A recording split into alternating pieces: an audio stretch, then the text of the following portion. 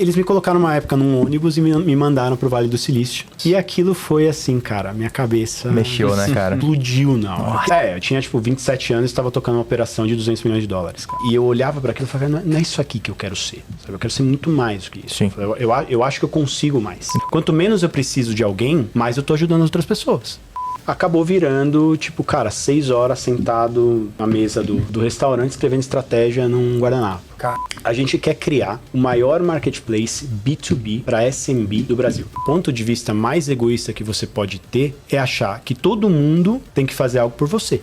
Se você não cuidar do teu problema, você nunca vai conseguir fazer mais nada para ninguém. Eu tive só uma oportunidade na vida que foi assim, que foi essa do Groupon. Eu tô sentindo que essa daqui é a próxima.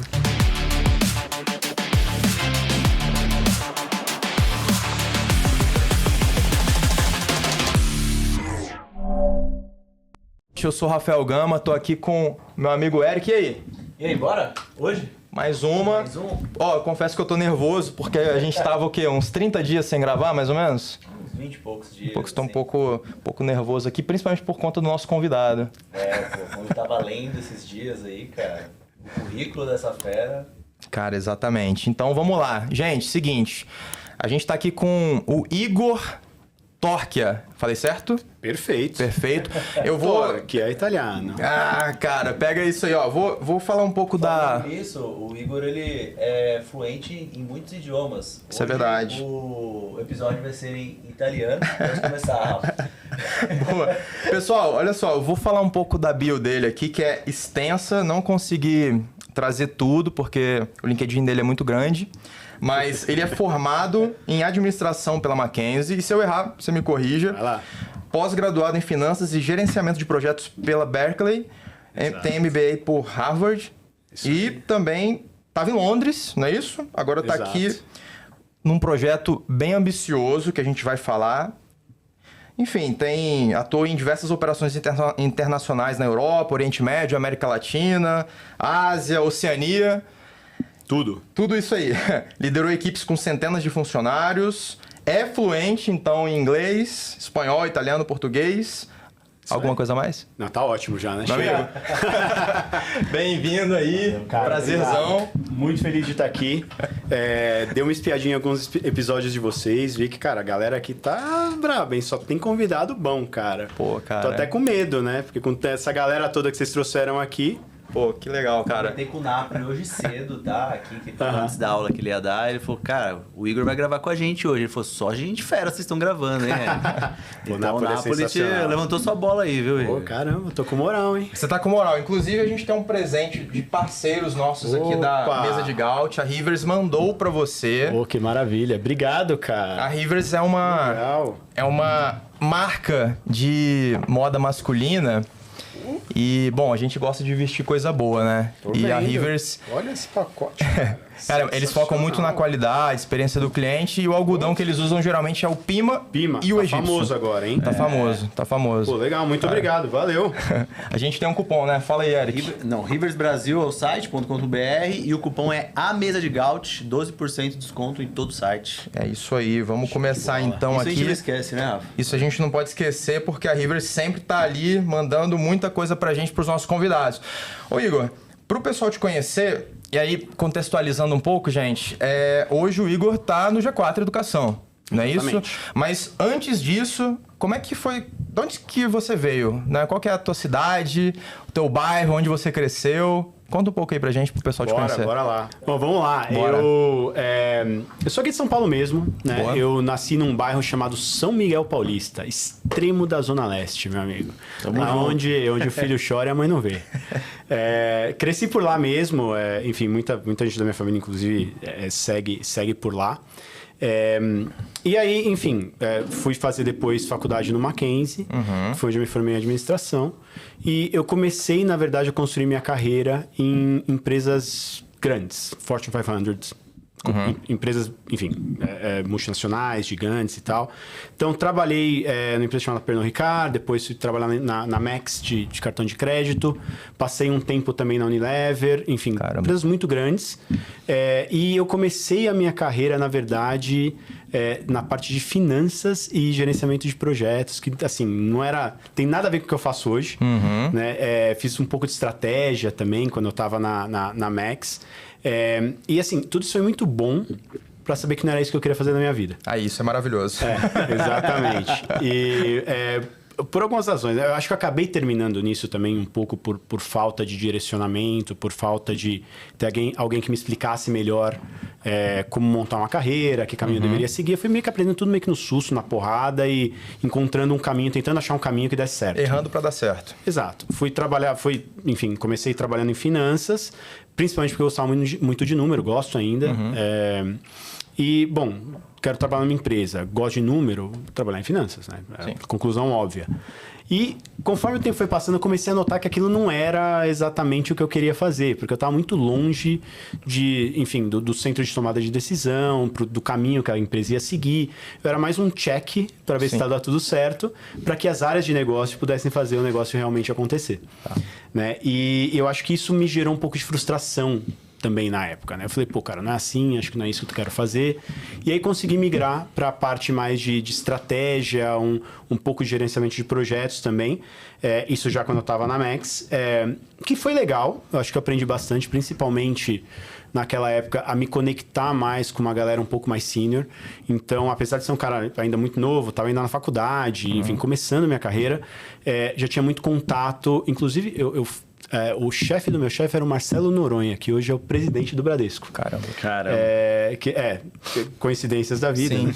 Mas na época ele era um dos diretores lá da Max, ele tocava parte de... A Max foi incorporada em algum momento pelo Bradesco e ele tocava, aqui no Brasil, e ele tocava a Max, né, naquela época. E, enfim, fiz muita apresentação com ele, conversei bastante com ele. Então, aquilo vai te dando um entendimento muito melhor do que é negócio, de onde as decisões estão rolando, o que é importante, o que não é. Então, acho que aquilo foi me dando uma visão para entender que falei, cara, eu tô num lugar completamente errado. Eu tô numa empresa gigantesca, eu sou um pedacinho minúsculo de uma engrenagem. Eu tô muito focado em só validação de número, de estratégia, mas não tô fazendo nada, não tô tomando decisão nenhuma, né? Toda a parte mais interessante vai para as áreas de negócio. E aquilo estava muito latente na minha cabeça. O Mackenzie foi uma escola incrível, assim, do ponto de vista de me colocar no mercado de trabalho e tudo mais. É uma universidade que tem um certo nome. No entanto, eu tive uma frustração muito grande quando eu estava lá do ponto de vista acadêmico. Olha. Eu estudei em colégio de bairro, mas era um colégio que era forte, enfim, eu precisava estudar, né, para poder conseguir tirar uma nota boa e etc. E quando eu cheguei no Mackenzie, eu achei que eu ia ficar meio que na mesma lógica. A realidade é que não foi assim. Então eu falei, pô, eu consigo empurrar isso aqui com a barriga tranquilamente e consigo tirar uma nota boa, não tô preocupado. Passei a vida inteira no bar também, né? Porque aí também, né? Não tem nada pra fazer, não precisa estudar, bora pro bar. Que foi, enfim, talvez não a melhor estratégia. Mas aquilo me frustrou demais. E eu falei, poxa, eu acredito que eu errei na faculdade. Acho que eu poderia ter, né? Eu venho, né, uma família de classe média baixa, nunca teve nenhum tipo de luxo. E eu, na época que fiz o vestibular, eu já claramente não... Eu tinha uma prima que estudava na USP, me falava algumas coisas, eu não achava muito legal, continuo não achando. Também. Pois é. E...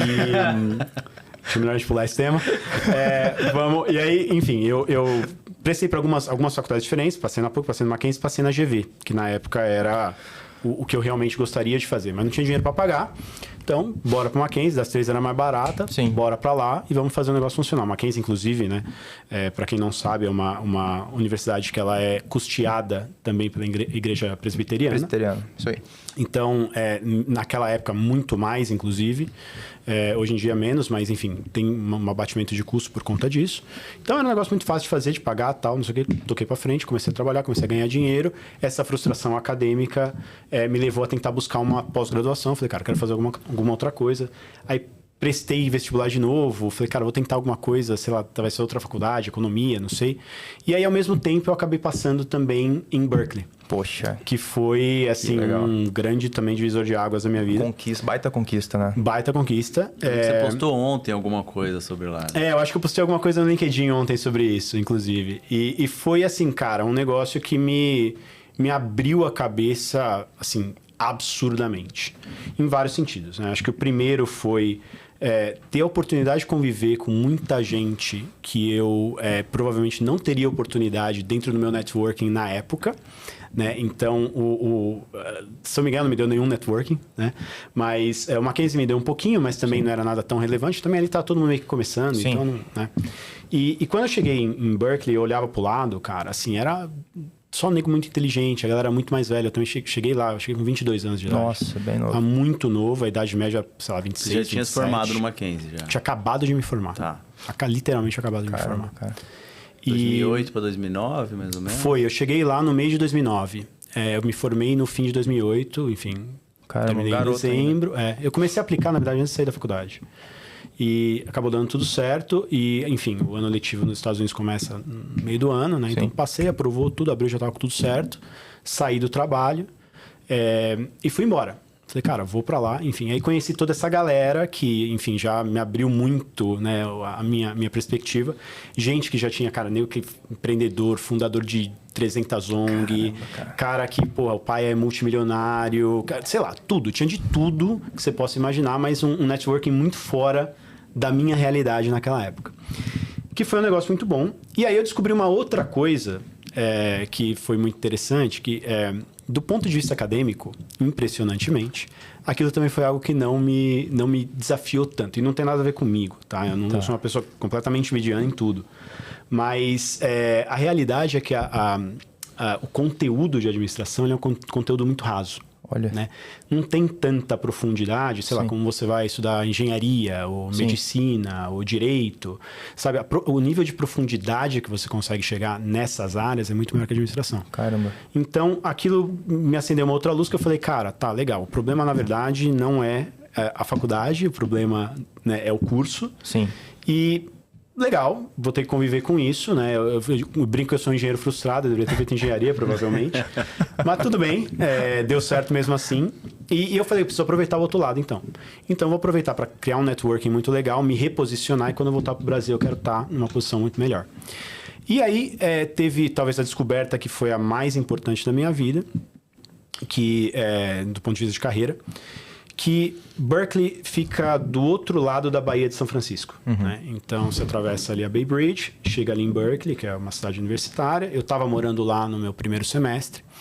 E é uma cidade muito pequena, não tem absolutamente nada para fazer. É frat party e estudar. E ir pra academia. É isso, não tinha mais nada. Eu lembro que eu cheguei lá, olhei e falei, cara, vou ficar aqui bombadão, né? Não tem nada pra fazer nesse lugar. Pra fazer. Academia é isso. E, enfim, e aí eu comecei a ir muito para São Francisco. Eu me pegava indo para lá 3, 4 vezes por semana. Eu falei, cara, se é para fazer isso, quer saber? Eu vou mudar para lá. Boa. Né? Boa. E fico por lá, aproveito o networking de lá e tudo mais. Eu tinha uma parte também do meu curso que eu precisava fazer um estágio. Então já ia me ajudar também com relação a isso. Sim. Falei, eu vou ficar lá e venho para a faculdade para poder estudar. E fiz isso, deu tudo certo. E aí eu fui fazer estágio num banco de investimentos. Quando eu entrei nesse estágio, eles me alocaram, enfim, no buy side, e a gente tinha que analisar empresas. A minha pós-graduação foi em finanças também, né? Então a gente tinha que analisar empresas para poder entender onde o banco ia investir, né? Enfim, se a gente ia comprar alguma empresa, se entrar em algum deal de algum investidor, tudo mais. E eles me colocaram uma época num ônibus e me mandaram para o Vale do Silício para poder fazer um tour em várias empresas que estavam buscando investimento. Nossa. E aquilo foi assim, cara, minha cabeça... mexeu, né, cara? Explodiu na hora. Nossa. Eu nunca nem tinha ouvido falar disso. Eu me lembro que quando eu cheguei lá, eu era um cara que na minha cabeça eu ia construir carreira em empresa grande, ia virar, sei lá, presidente de uma empresa gigante, Sim. não sei. E quando eu cheguei lá e vi tudo aquilo e comecei a visitar essas empresas, eu falei, cara, esse negócio é impressionante. Porra, um monte de molecada, todo mundo trabalhando... Né? Tipo, se esforçando, tinha nem que dormir no escritório, umas coisas assim. Era um mundo completamente diferente do que eu estava acostumado. Caramba, passando de bermuda e chinelo, sabe? Umas coisas muito diferentes, assim. Que não existia no meu mundo e eu não conhecia muito disso. Eu me lembro até de alguns amigos falando, pô, não, eu vou no Vale do Silício. Eu falei, cara, o que é isso? Nem sabia o que era. E quando eu me envolvi com isso, eu falei, cara, eu quero entrar nesse negócio. Eu quero ser parte disso aqui. Porque a gente viu algumas... Eu cheguei a visitar o Instagram na época, que era minúsculo, tava começando, né? E, enfim. E aí eu comecei a me conectar com isso e falei, pô, esse negócio é interessante, né? Quero participar disso, quero construir um negócio, né, que seja grande, começar do zero, fazer um negócio grande, influenciar mesmo, né, mercados. E quando eu voltei pro Brasil, eu fui trabalhar no Groupon. Então, que foi a primeira empresa de tecnologia que eu trabalhei, talvez a primeira que tenha tido essa lógica mais de scale-up, realmente, né? Que foi, enfim, aquela lógica de trazer muito dinheiro, né? Não estar preocupado com lucro, só crescimento, fazer crescer e execução e tudo mais. Exato. Caramba. Total estratégia de growth, cara. 100%. Cara. O Groupon foi uma loucura, assim. E um case muito, muito interessante também, enfim, na situação que eu tava de carreira, de vida, também foi um negócio muito interessante porque eu aprendi demais. Foi a maior escola que eu tive dentro da minha carreira até hoje, foi o Groupon. E era provocado, imagino, né? Porque se você não se provocasse a ser melhor, alguém ia te substituir. Era uma loucura. E era uma loucura principalmente porque quem tocava o Groupon no Brasil era uma empresa chamada Rocket Internet. Pô. Então, que acho que... Nardon, o Dennis, a gente... Thales. Então, a galera boa aí. Pra quem não sabe da história, de uma maneira bem resumida, basicamente o que aconteceu foi o Groupon nasceu nos Estados Unidos, em Chicago. O cara fez um deal lá com uma pizzaria, falou, pô, quanto custa a pizza aí? $50? Tá, e se eu vender 1.000? Pô, tá bom, te vendo por 20, então. E aí o cara mandou um mailing falando, ó, pizza por $20, o negócio explodiu, e aí ele criou o conceito do Groupon baseado nisso, de compra coletiva. Começou a crescer muito, né? Isso era o final da crise subprime nos Estados Unidos. Você estava na merda, ninguém tinha dinheiro. Tá? Então, tudo fazia muito sentido naquele momento. E aí, os caras da Rocket, né? Que eram os 3 fundadores, Summer Brothers, eles olharam aquilo, né? Inclusive, o Oliver tinha feito um doutorado em Harvard. A tese dele era relacionada a isso. Eles não gostavam de construir empresas do zero com uma ideia já conhecida. O que eles faziam, com uma ideia desconhecida. O que eles faziam era buscar uma ideia que já existisse nos Estados Unidos ou na China, replicar aquilo em qualquer outro mercado, execução perfeita e faz o negócio crescer muito rápido. E aí você vende ou você compra. Já validado, pega e vai. Exato. E aí você vende para alguém, ou você compra todo mundo e vira líder do mercado. Não precisa inventar a roda. Não precisa inventar a roda. Isso aí. Muito bem, eles viram o Groupon, viram que o negócio estava dando muito certo, falaram, pô, quer saber? Vamos copiar esse negócio. Eles copiaram o Groupon na Europa, criaram uma empresa chamada CityDeal, na época. E a história é meio que em 6 meses os caras já estavam, tipo, em 14 países. E aí, cara, o Groupon olhou para aquilo e falou, meu amigo, se eu não comprar esses caras, eles vão ficar maior e vão me comer. Eles vão me comprar. É isso aí. E aí o Groupon foi lá, fez uma oferta, trouxe os caras, e dentro dessa oferta, o que ficou acordado é que eles eram os responsáveis pela expansão internacional do Groupon. Então, eles cuidavam de tudo que não era Estados Unidos. Inclusive Brasil. Foi aí que eu me conectei com a Rocket na época. Caramba, cara. E aí, enfim, eu vim fui a segunda contratação dentro da parte de travel de Groupon, que era a parte que vendia pacotes de viagem, etc. E começamos a montar aquilo, né? Então, eu e o diretor na época, e fomos crescendo. E aí, a gente criou um playbook que funcionou muito bem, expandiu aquilo para América Latina, depois expandiu para IPEC, e eu fui crescendo lá dentro e... no final, eu estava cuidando dessa vertical para tudo que eles chamam de Rest of the World, que era basicamente América Latina e Ásia Pacífico. O resto do mundo ali. Então, tudo que não era Europa e Estados Unidos. Sim. Né? E foi muito legal, tal, por várias razões. Acho que aprendi muito, era muito novo ainda e me deram muita responsabilidade. Eu não entendo até hoje como. Caramba, cara. Mas, eu tinha, 27 anos e estava tocando uma operação de $200 milhões, cara. Que isso, cara. É loucura. O que eles fizeram era loucura. Mas eu sempre tive eu sou um cara muito ambicioso. E eu sempre me expus muito a risco, né, de certa maneira, para poder chegar no que eu queria chegar, no meu objetivo final, né? E eles valorizavam muito isso, né, lá dentro. Então, acabou que ganhei muita responsabilidade por causa disso, porque eu também levantava a mão naquilo que ninguém queria. Vambora. Tudo que era pica, que ninguém queria resolver, eu falava, cara, joga pra mim, eu dou um jeito. Aí virava 3 noites lá trabalhando, me fudia, tal, não sei o que, mas resolvia. Mas aí você ficou galgando ali o teu espaço, né? E foi subindo, cresci, tava numa posição super alta já, enfim, e tudo mais. E o Groupon tomou essa estratégia em algum momento de despriorizar América Latina, né? E, enfim, tudo bem, foi América Latina e APEC, né? Tudo que não era Europa e Estados Unidos. Tudo bem, parte do negócio, mas meu trampo virou consolidar escritório e mandar a gente embora, que não é um trabalho muito legal de se fazer. É uma merda. Não é muito divertido. E aí eu falei, cara, eu preciso sair desse negócio aqui, porque essa porra vai afundar e, né, se eu ficar aqui, eu vou afundar junto. E aí foi quando eu já tinha uma relação muito boa com o Mark Summer, da época. E, enfim, aí conversando, ele falou, cara, tem essa posição e tal, meio que saiu uma oportunidade. E é até engraçado, essa parte, acho que é a primeira vez que eu tô contando isso aqui publicamente. Pá, irado. Primeira vez aqui, pessoal, na mesa de Gaut. Exato, primeira vez. E foi meio doido, assim, porque primeiro a gente começou a conversar sobre uma posição na empresa chamada Hello Foods, que era basicamente a Food Panda aqui no Brasil. Sim. Né? Entrega de comida e tal. E rolou a conversa, era para tocar Hello Food no Brasil, um negócio muito interessante. Falei, cara, pô, topo, baita ideia, vou fazer e tal, não sei o quê. E aí, fechei, né? Assinei o contrato, tava para começar já. E aí, cara, comecei a fechar minhas coisas no Groupon. Eu tinha, cara, uma operação muito grande, então precisava de tempo, tá? Então pedi um tempo de transição. Comecei a trabalhar nisso daí e, de repente, um outro cara que foi, inclusive, trabalhou muito próximo ao Thales, me ligou um dia do nada e ele falou assim, olha, tem um problema. Eu falei, o que foi? Ele falou, a gente desistiu da Hello Food no Brasil, a gente vai fechar a Hello Food no Brasil. Eu falei, cara, como é que é? Ele falou, não, pô, vai ser um processo um pouco longo, tal, não sei o quê, mas a gente vai... Eu falei, cara, mas peraí, você me contratou pra uma posição do negócio, vai fechar? Ele falou, não, pô, é isso aí, mas... Já assim, fechei tudo aqui no Groupon. Ele falou, não, mas a gente gostou de você, a gente vai te trazer, mas a gente vai achar alguma coisa pra você fazer. Como assim vai achar alguma coisa pra eu fazer, mano? Eu não assinei essa porra pra... Eu fui pra fazer um negócio que eu queria fazer, você vai me botar onde? Não sei, a gente vai dar um jeito, vamos conseguir e tal, não sei o quê. Falei, cara, mas que loucura. Cara, e eu pensando, falei, cara, que merda que eu fiz na minha vida, cara. Que bosta, porra, já avisei todo mundo, vou sair. E aí, conversa vai, conversa vem, saiu essa situação da Foodora, então, que foi meu próximo projeto.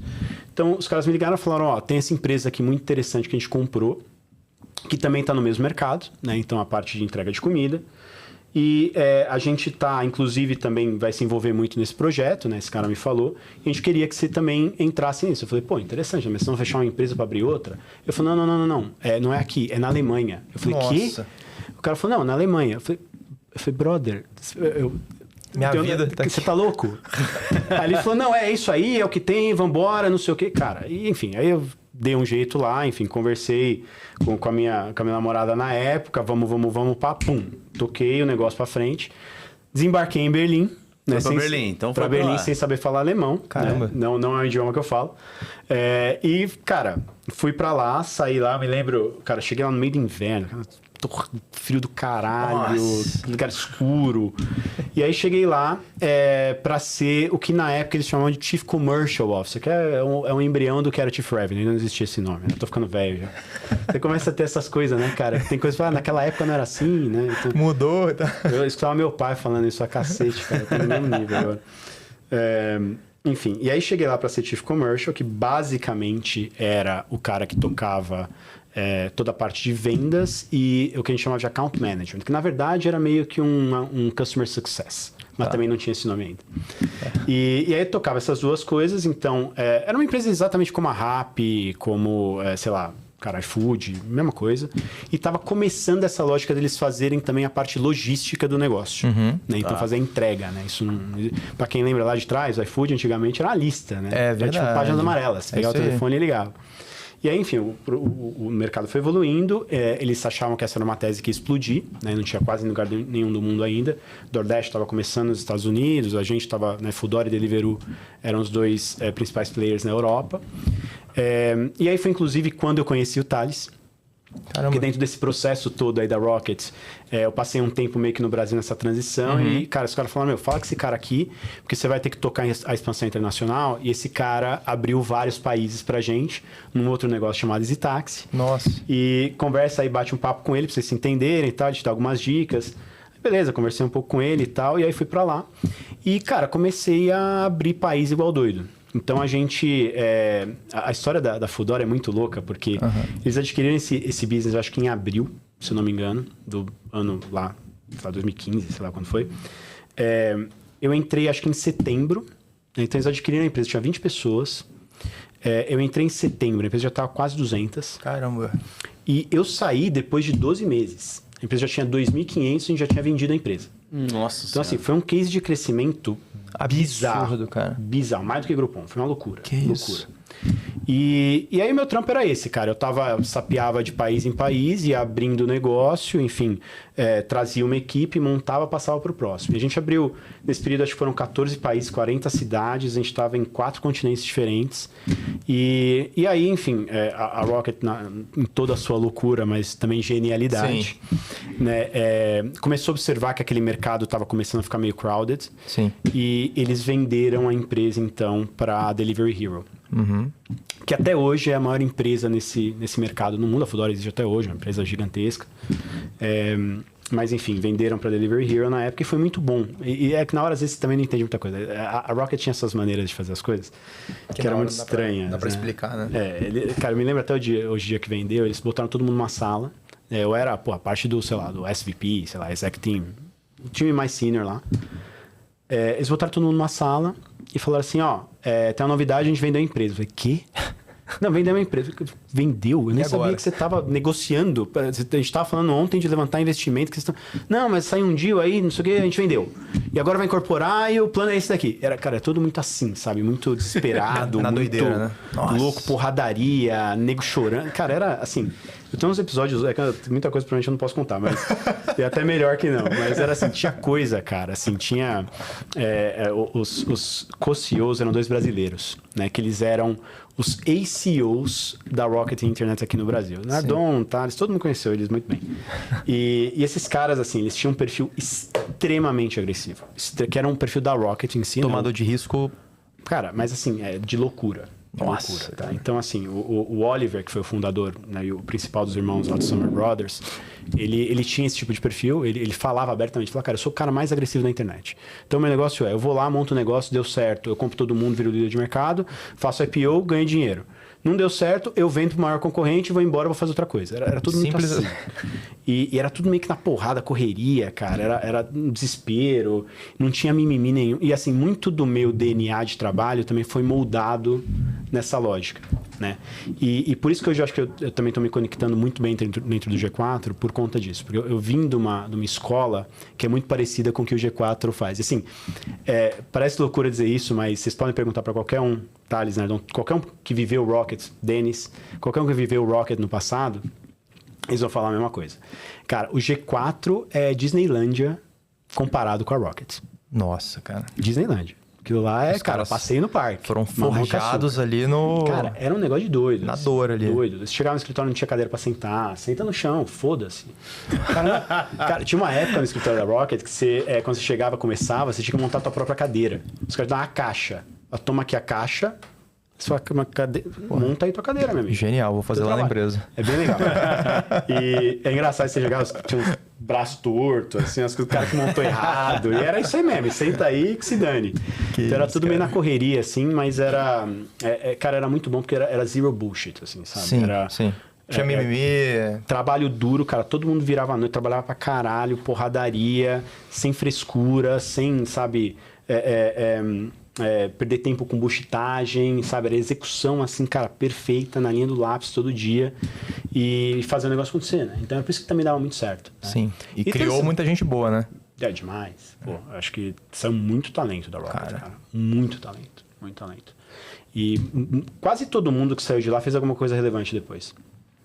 E, enfim, aí basicamente passou esse processo da Foodora, então vendeu a empresa. E eu tava meio estressado com Berlim. Berlim é uma cidade muito legal pra visitar, mas pra morar, cara, não... Nossa, deve ser cara, deprimente. É o lugar mais alternativo da história, tudo mesmo, underground, tudo cara, assim, o cara mais normal na rua, ele tá com metade da cabeça raspada, cabelo azul e andando numa coleira com o cara segurando o teto. Então, esse é o cara mais normal que você vê na rua, é tipo isso. É o usual ali. E não é muito meu estilo, né, cara? Então eu olhei aquilo e falei, cara, que negócio doido, né? E minha namorada, minha mulher hoje, também não, né, ela estava fazendo um mestrado lá, tal, enfim, ela falou, cara, vou terminar isso aqui também, não acho que é legal ficar aqui depois, vamos sair, vamos para outro lugar. E aí foi quando a gente acabou indo para Londres, né? Então a gente teve uma breve passagem na Dinamarca, também por conta de uma empresa que eu ia lançar na Inglaterra. E passamos esse tempinho lá, mas depois acabamos indo para Londres, que foi onde a gente ficou assim, os últimos 10 anos. E que Londres é uma cidade espetacular, né? Então já me achei um pouco mais, né? Enfim, também o fato de você falar idioma também ajuda pra caramba, né, cara? Apesar de na Alemanha muita gente falar inglês, assim, para trabalho funciona bem.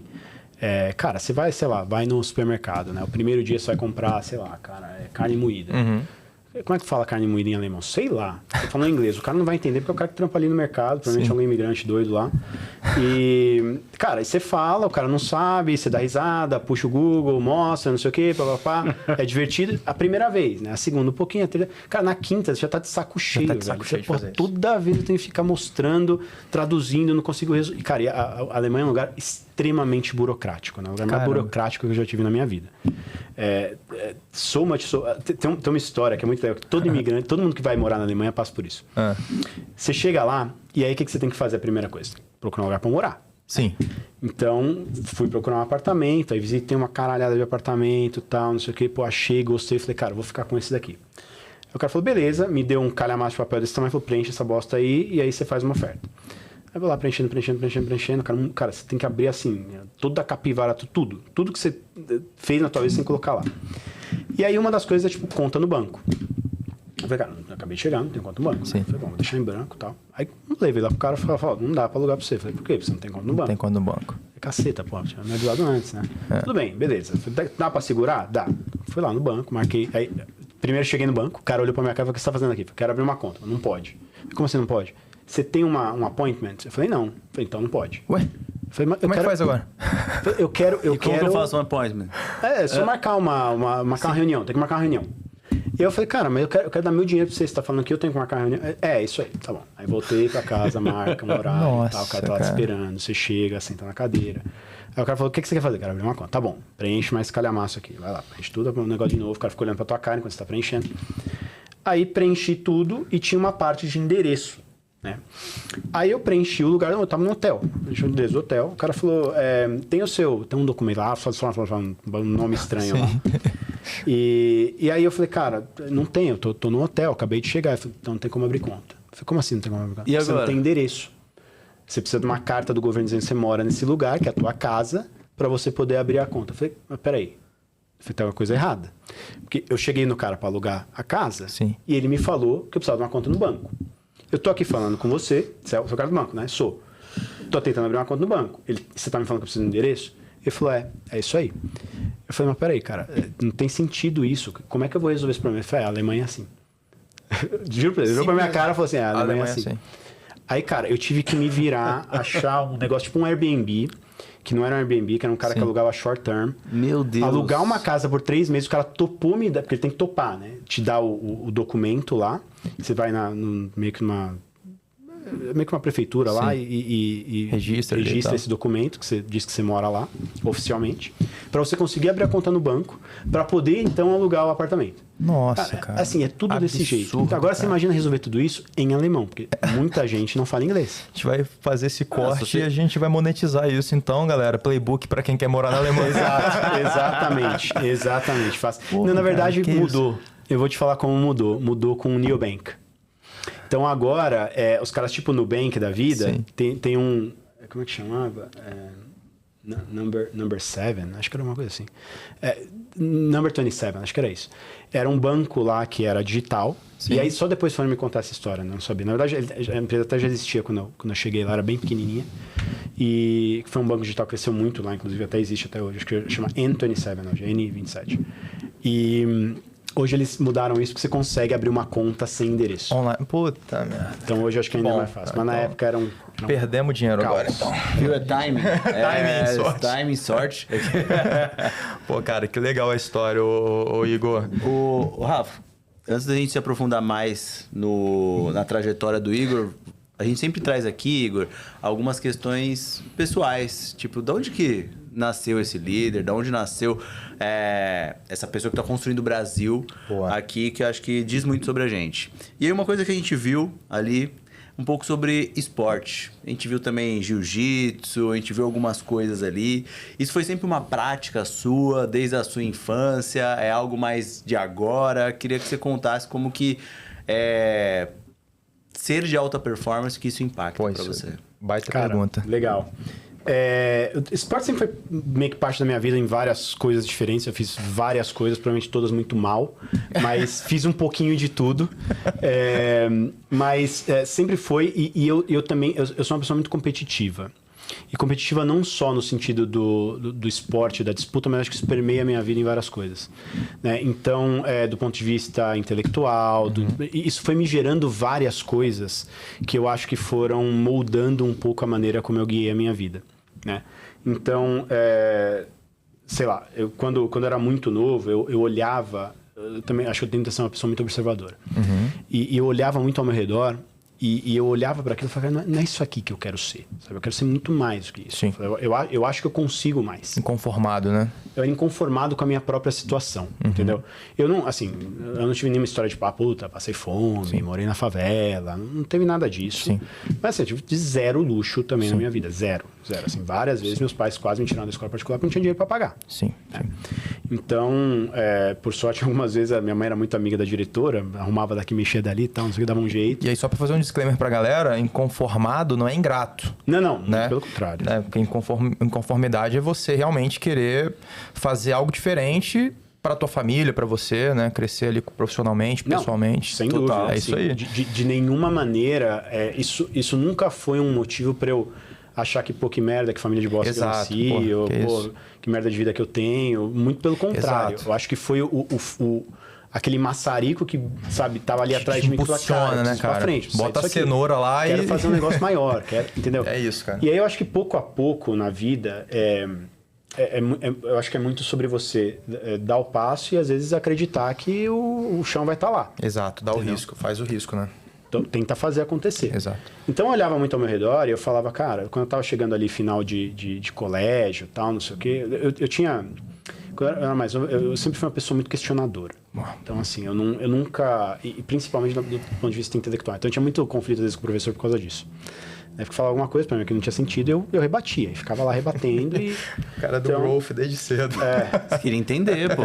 Por quê? Por quê? Por quê? Exato. Então, assim, falava uma merda, eu falava, cara, não tô de acordo. Por que tem que ser assim? Por que é dessa maneira? Dados isso ali, até depois pra gente entrar, tem um tema relacionado a Rand que eu acho que tá muito conectado com isso. Legal. E aí eu comecei eu tinha um problema muito sério também de comportamento. Eu sempre fui bom aluno do ponto de vista de nota. Mas eu tinha uma dificuldade muito grande de comportamento. Então eu aprontava muito na aula, arrumava muita briga, era muito briguento. E passei por um período meio atribulado, mas aí chegou uma hora, acho que estava chegando no final do colégio, eu comecei a olhar e falei, cara... eu olhava ao redor e a galera fazendo faculdade de bairro, tipo, fazendo, sabe, virando nada. E eu falei, cara, não é isso aqui que eu quero pra minha vida, sabe? Eu quero um negócio maior.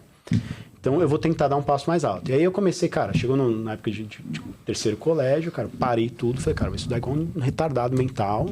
E minha rotina era, cara, eu saía de casa às 6 e pouco da manhã, ia pra aula, ficava na aula até a tarde, voltava pra casa, almoçava, cara, abria o livro e, cara, toma estudar.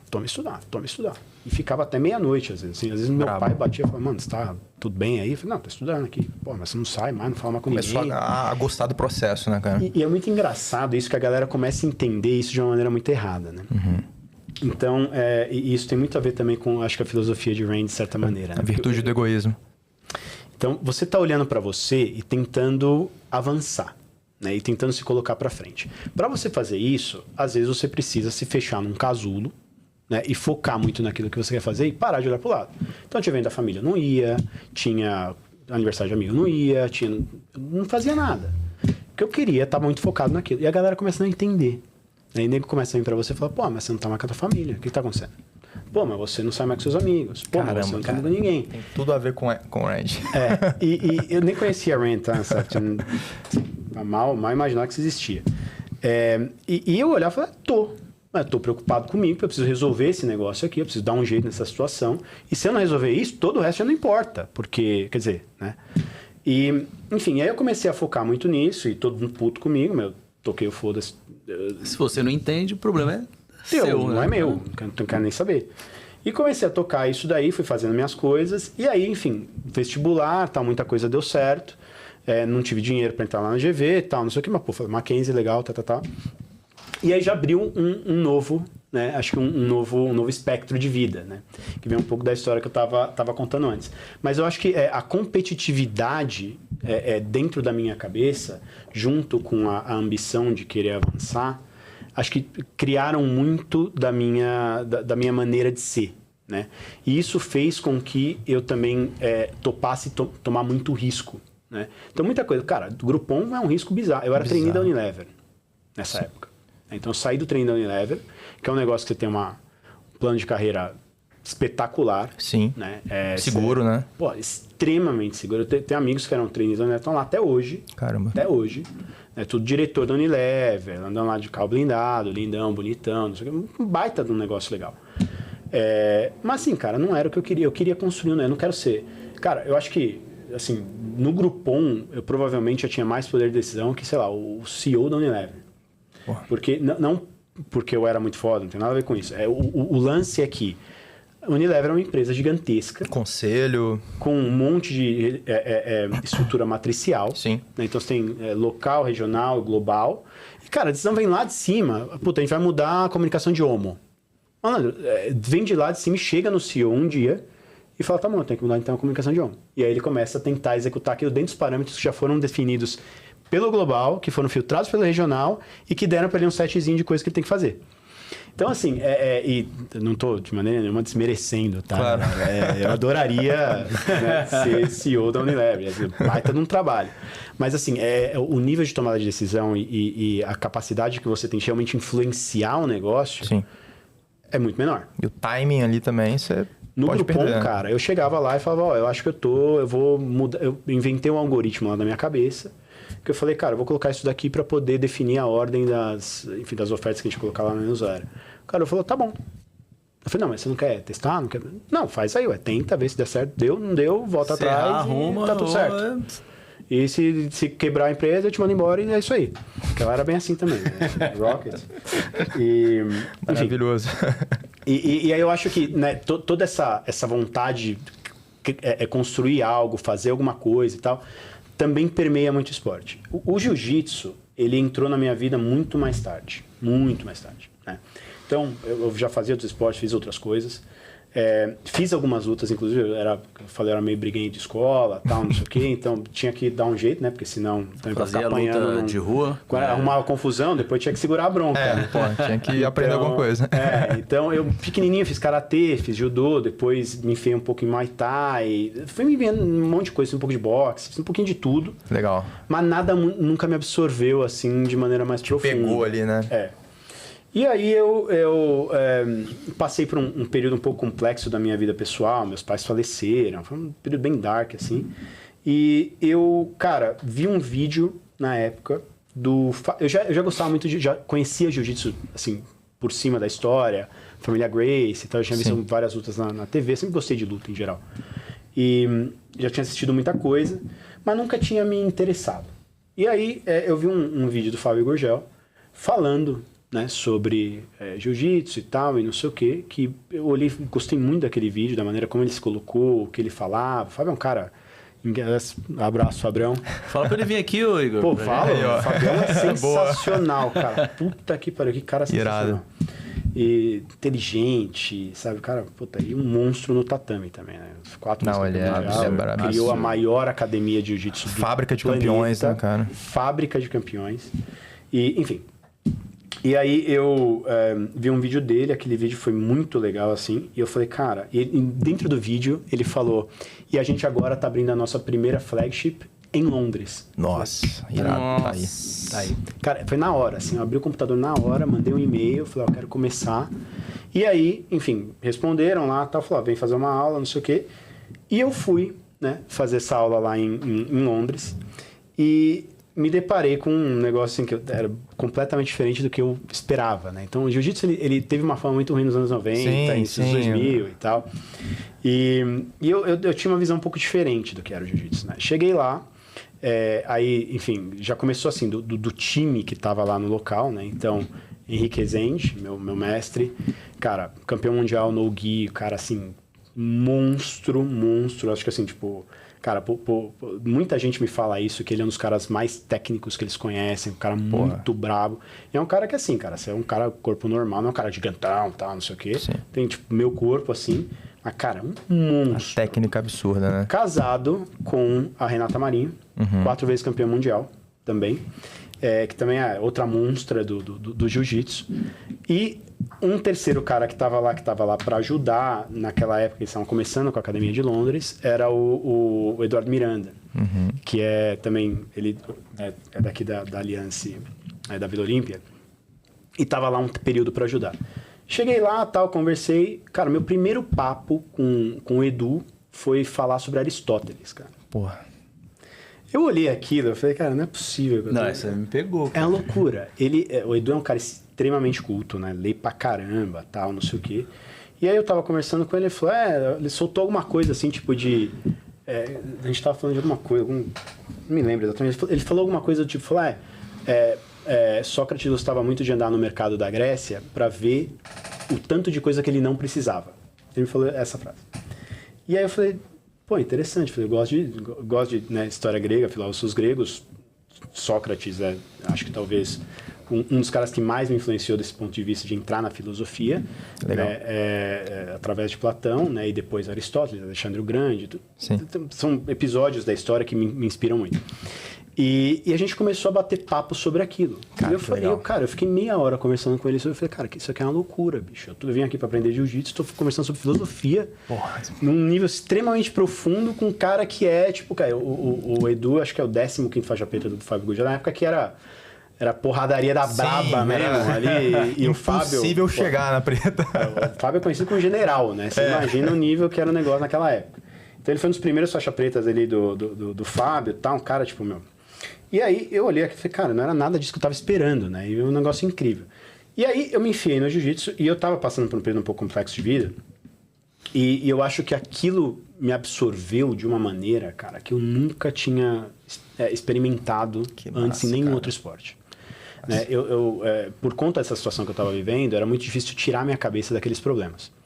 E, cara, e quando você tá rolando jiu-jitsu, meu irmão... Isometria o tempo inteiro, pressão, desconforto... Não dá pra pensar em absolutamente mais nada quando tem um cara tentando te enforcar.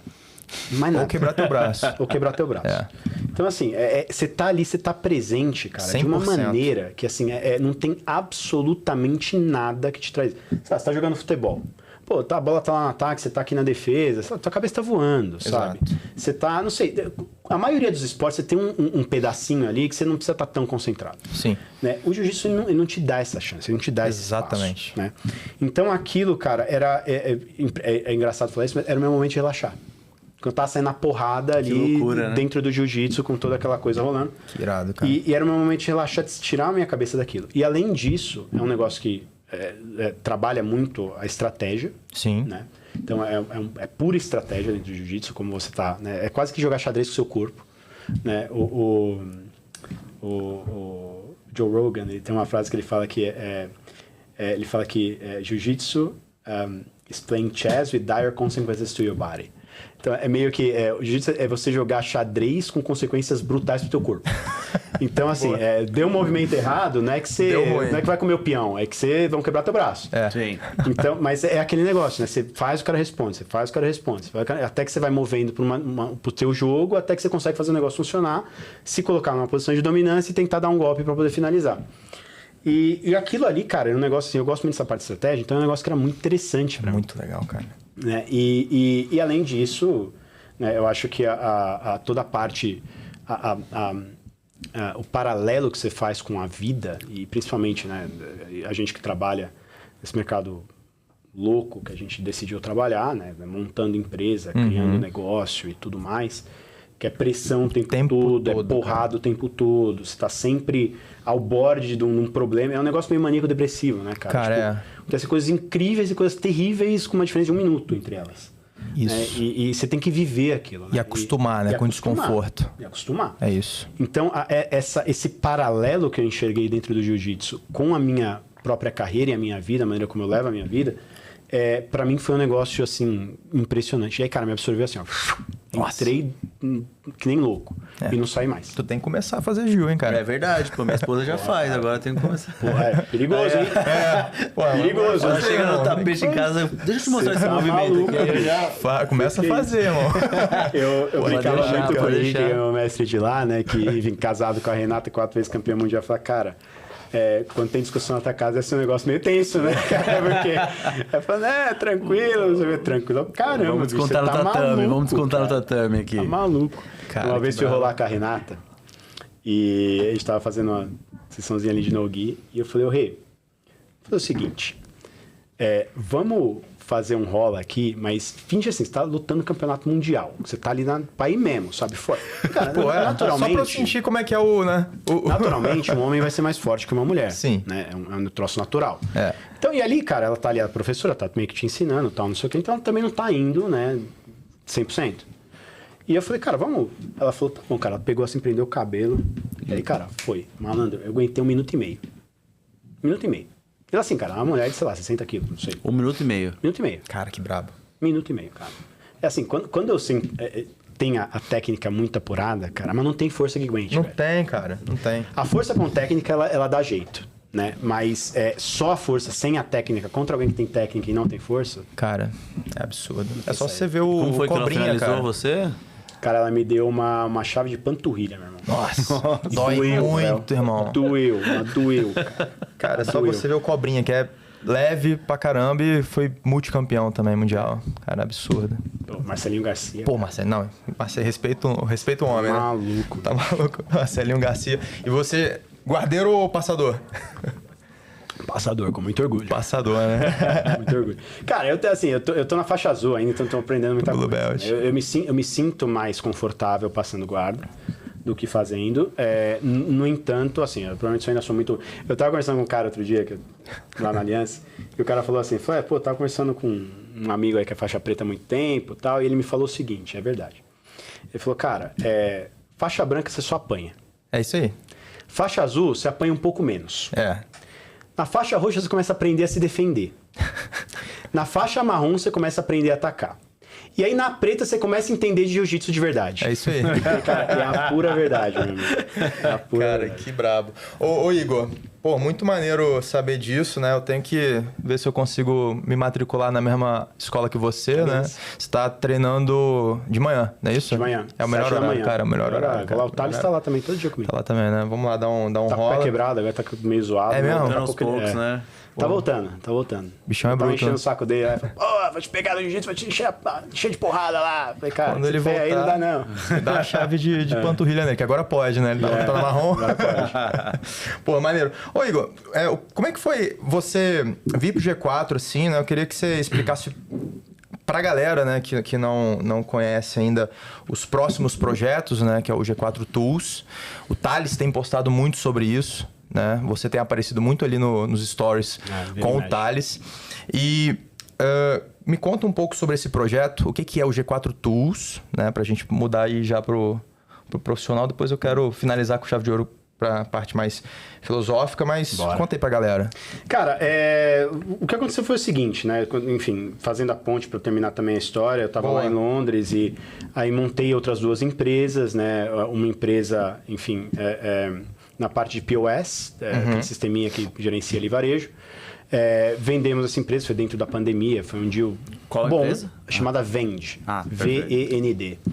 E aí ela trabalhava nessa parte de POS, né? A empresa estava crescendo. Cara, esse era o case que eu tive a oportunidade de realmente criar um $1 billion business, Cara, mas que acabou não rolando.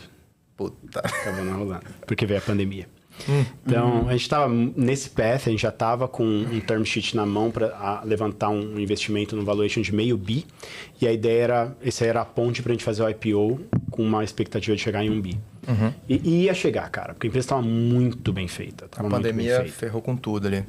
E, cara, veio a pandemia, você imagina, né? Retail, ó, todo mundo fechou, a gente ficou quase sem... Tinha um produto muito bom, então a gente não fazia contrato longo e tal. Enfim. E aí a gente acabou vendendo por $350 milhões para o concorrente maior, que também foi um deal bom, né? Mas não tão bom quanto a gente queria que fosse. E eu depois fui trabalhar numa empresa chamada Perkbox, que era uma empresa que já estava um pouco mais evoluída. Não ajudei a criar, mas ajudei a pivotar essa empresa. Foi a primeira vez que eu entrei numa empresa que estava diminuindo em vez de estar crescendo. Tava menos 11%, não era isso? A empresa estava diminuindo a um ritmo muito grande. Esse menos 11% já é do ano que eu teve um ano que eu finalizei e depois o ano que eu já estava inteiro, né? Mas o ano anterior, acho que estava fazendo em torno de 20 milhões de libras de faturamento, e a gente estava decrescendo a passos de 800 mil ao mês. Que isso, cara? Era um negócio assim, tipo, doideira. Eu lembro quando eu entrei, meu chefe falou, pô, a gente tem que resolver nosso go-to-market strategy, fazer expansão internacional. Eu falei, cara, se eu não resolver isso aqui primeiro, não vai ter empresa. Então, aí fizemos toda uma lógica de pivotar a empresa, mudamos uma cacetada de coisas. O senhor era novo, eu era novo e o cara de produto era novo. Acabou indo bem, acabou dando certo. A gente vendeu essa empresa depois para um private equity. A lógica lá foi muito diferente, não era crescer, era fazer dinheiro. Né? A gente notou que o mercado mudou muito, a gente perdeu aquela janela de 21, que estava muito boa, por bobeira de board, enfim. E vendeu quando? A gente vendeu essa empresa eu acho que foi o início de meio de 2023, eu acho. Que foi, fechamos o dia, acho que a gente comunicou depois, mas fechou o dia, acho que meio de 23. E aí eu tava num período meio in between, tinha passado por esses problemas aí de vida pessoal, e eu tava meio que pensando o que eu ia fazer, né? Falei, pô, acabei de fazer um exit, tá legal, mas o que eu vou fazer, né? Na próxima. E aí eu me conectei com a Amazon, a AWS, eu estava dando mentoria para scale-ups que queriam crescer, né, expandir. Eles têm um programa lá que chama Passport, que faz, né, esse tipo de coisa. Eu fui ser um mentor lá, muito parecido com o que o G4 faz, de certa maneira. Maneiro. E aí o Thales me ligou e falou, cara, pô, eu tô com uma oportunidade que nem era essa vaga, era outra vaga, outro esquema. Tô com uma oportunidade aqui e tal. Pô, você não tá querendo voltar pro Brasil? Falei, cara, não, mas tanto tempo que a gente se fala, né? Vamos bater um papo. Conta aí. E aí, cara, essa conversa foi se desenvolvendo, né? E aquela primeira posição, no final das contas, não fazia tanto sentido, não era um negócio que eu estava querendo fazer no momento. Enfim, e não caminhou. E aí depois, cara, meio que esfriou a conversa e olha só. Como o ciclo se fecha de uma maneira muito interessante. Tô eu em São Paulo, né? Tinha vindo pra cá, enfim, visitar a família e tal. E aí acordei cedo, falei, cara, vou aproveitar meio no jet lag ainda. Falei, cara, vou aproveitar pra dar um pulo na Aliança, né? Porque a Aliança tem um plano global, que você treina em qualquer academia do mundo. Tem um aplicativo ali. Exato. E aí, cara, cheguei lá, era a aula do Fabião, que eu adoro a aula do Fábio. Pô, irado. E aí, chego lá de manhã, com quem que eu cruzo dentro da Aliança? TG. Thales. Porra, mano, o que você tá fazendo aqui? Eu falei, cara, vem aqui, tô visitando família. Porra, não sei o que, vamos falar e tal. Como é que você tá de agenda? Eu falei, cara, não, tô bem, tô tranquilo, né? Tô em visitar a família. Parece 4 horas da tarde lá no escritório. Beleza. Chego lá 4 horas da tarde, a gente começa a conversar. E aí foi quando a gente começou a meio que entrar nesse ponto. Ele falou, cara, eu quero te trazer, porra, gosto pra caramba de você, vamos trabalhar junto, tal, não sei o quê. E aí a gente foi conversando, e tinha uma viagem para Londres, que já estava marcada, que ele estava fazendo um non-deal roadshow. Sim. Então, basicamente, a gente estava falando com fundos, sem precisar de dinheiro, que é a melhor posição que você pode estar na vida, né, cara? Sim. Conversando com quem quer te dar dinheiro quando você não precisa de dinheiro. E ele estava fazendo esse roadshow, e ele tinha a primeira perna em Londres, depois ele ia para Nova York. Ele falou, cara, vamos jantar em Londres? Vamos continuar essa conversa, que eu acho que tem um negócio interessante. Beleza. Chegou em Londres, tal, a gente conversou, fomos jantar.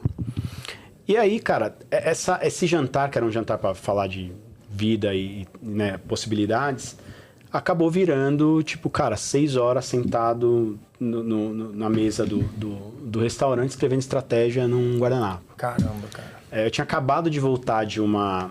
Você guardou esse guardanapo aí? Não. Deveria. Pendurar na parede. Eu tinha acabado de voltar no dia anterior, se não me engano, 2 dias antes, eu tinha tido um jantar com investidores de Londres. Há muito tempo, trabalhei muito tempo no mercado de tecnologia, você acaba conhecendo todo mundo, né? E aí, cara, teve o papo dentro dessa conversa, né, e tinha investidores muito grandes lá, era sobre a mudança da tese de VC no mundo. Né? Então, o mundo nos últimos 7 a 10 anos, ele se focou muito na parte de SaaS. Sim. Por motivos óbvios, né? Você tem um investimento inicial um pouco maior, mas você gera uma receita recorrente de longo prazo, você tem muita previsibilidade de receita. Quando a empresa se desenvolve, um custo muito estável, então a visibilidade para poder fazer um investimento é muito óbvia.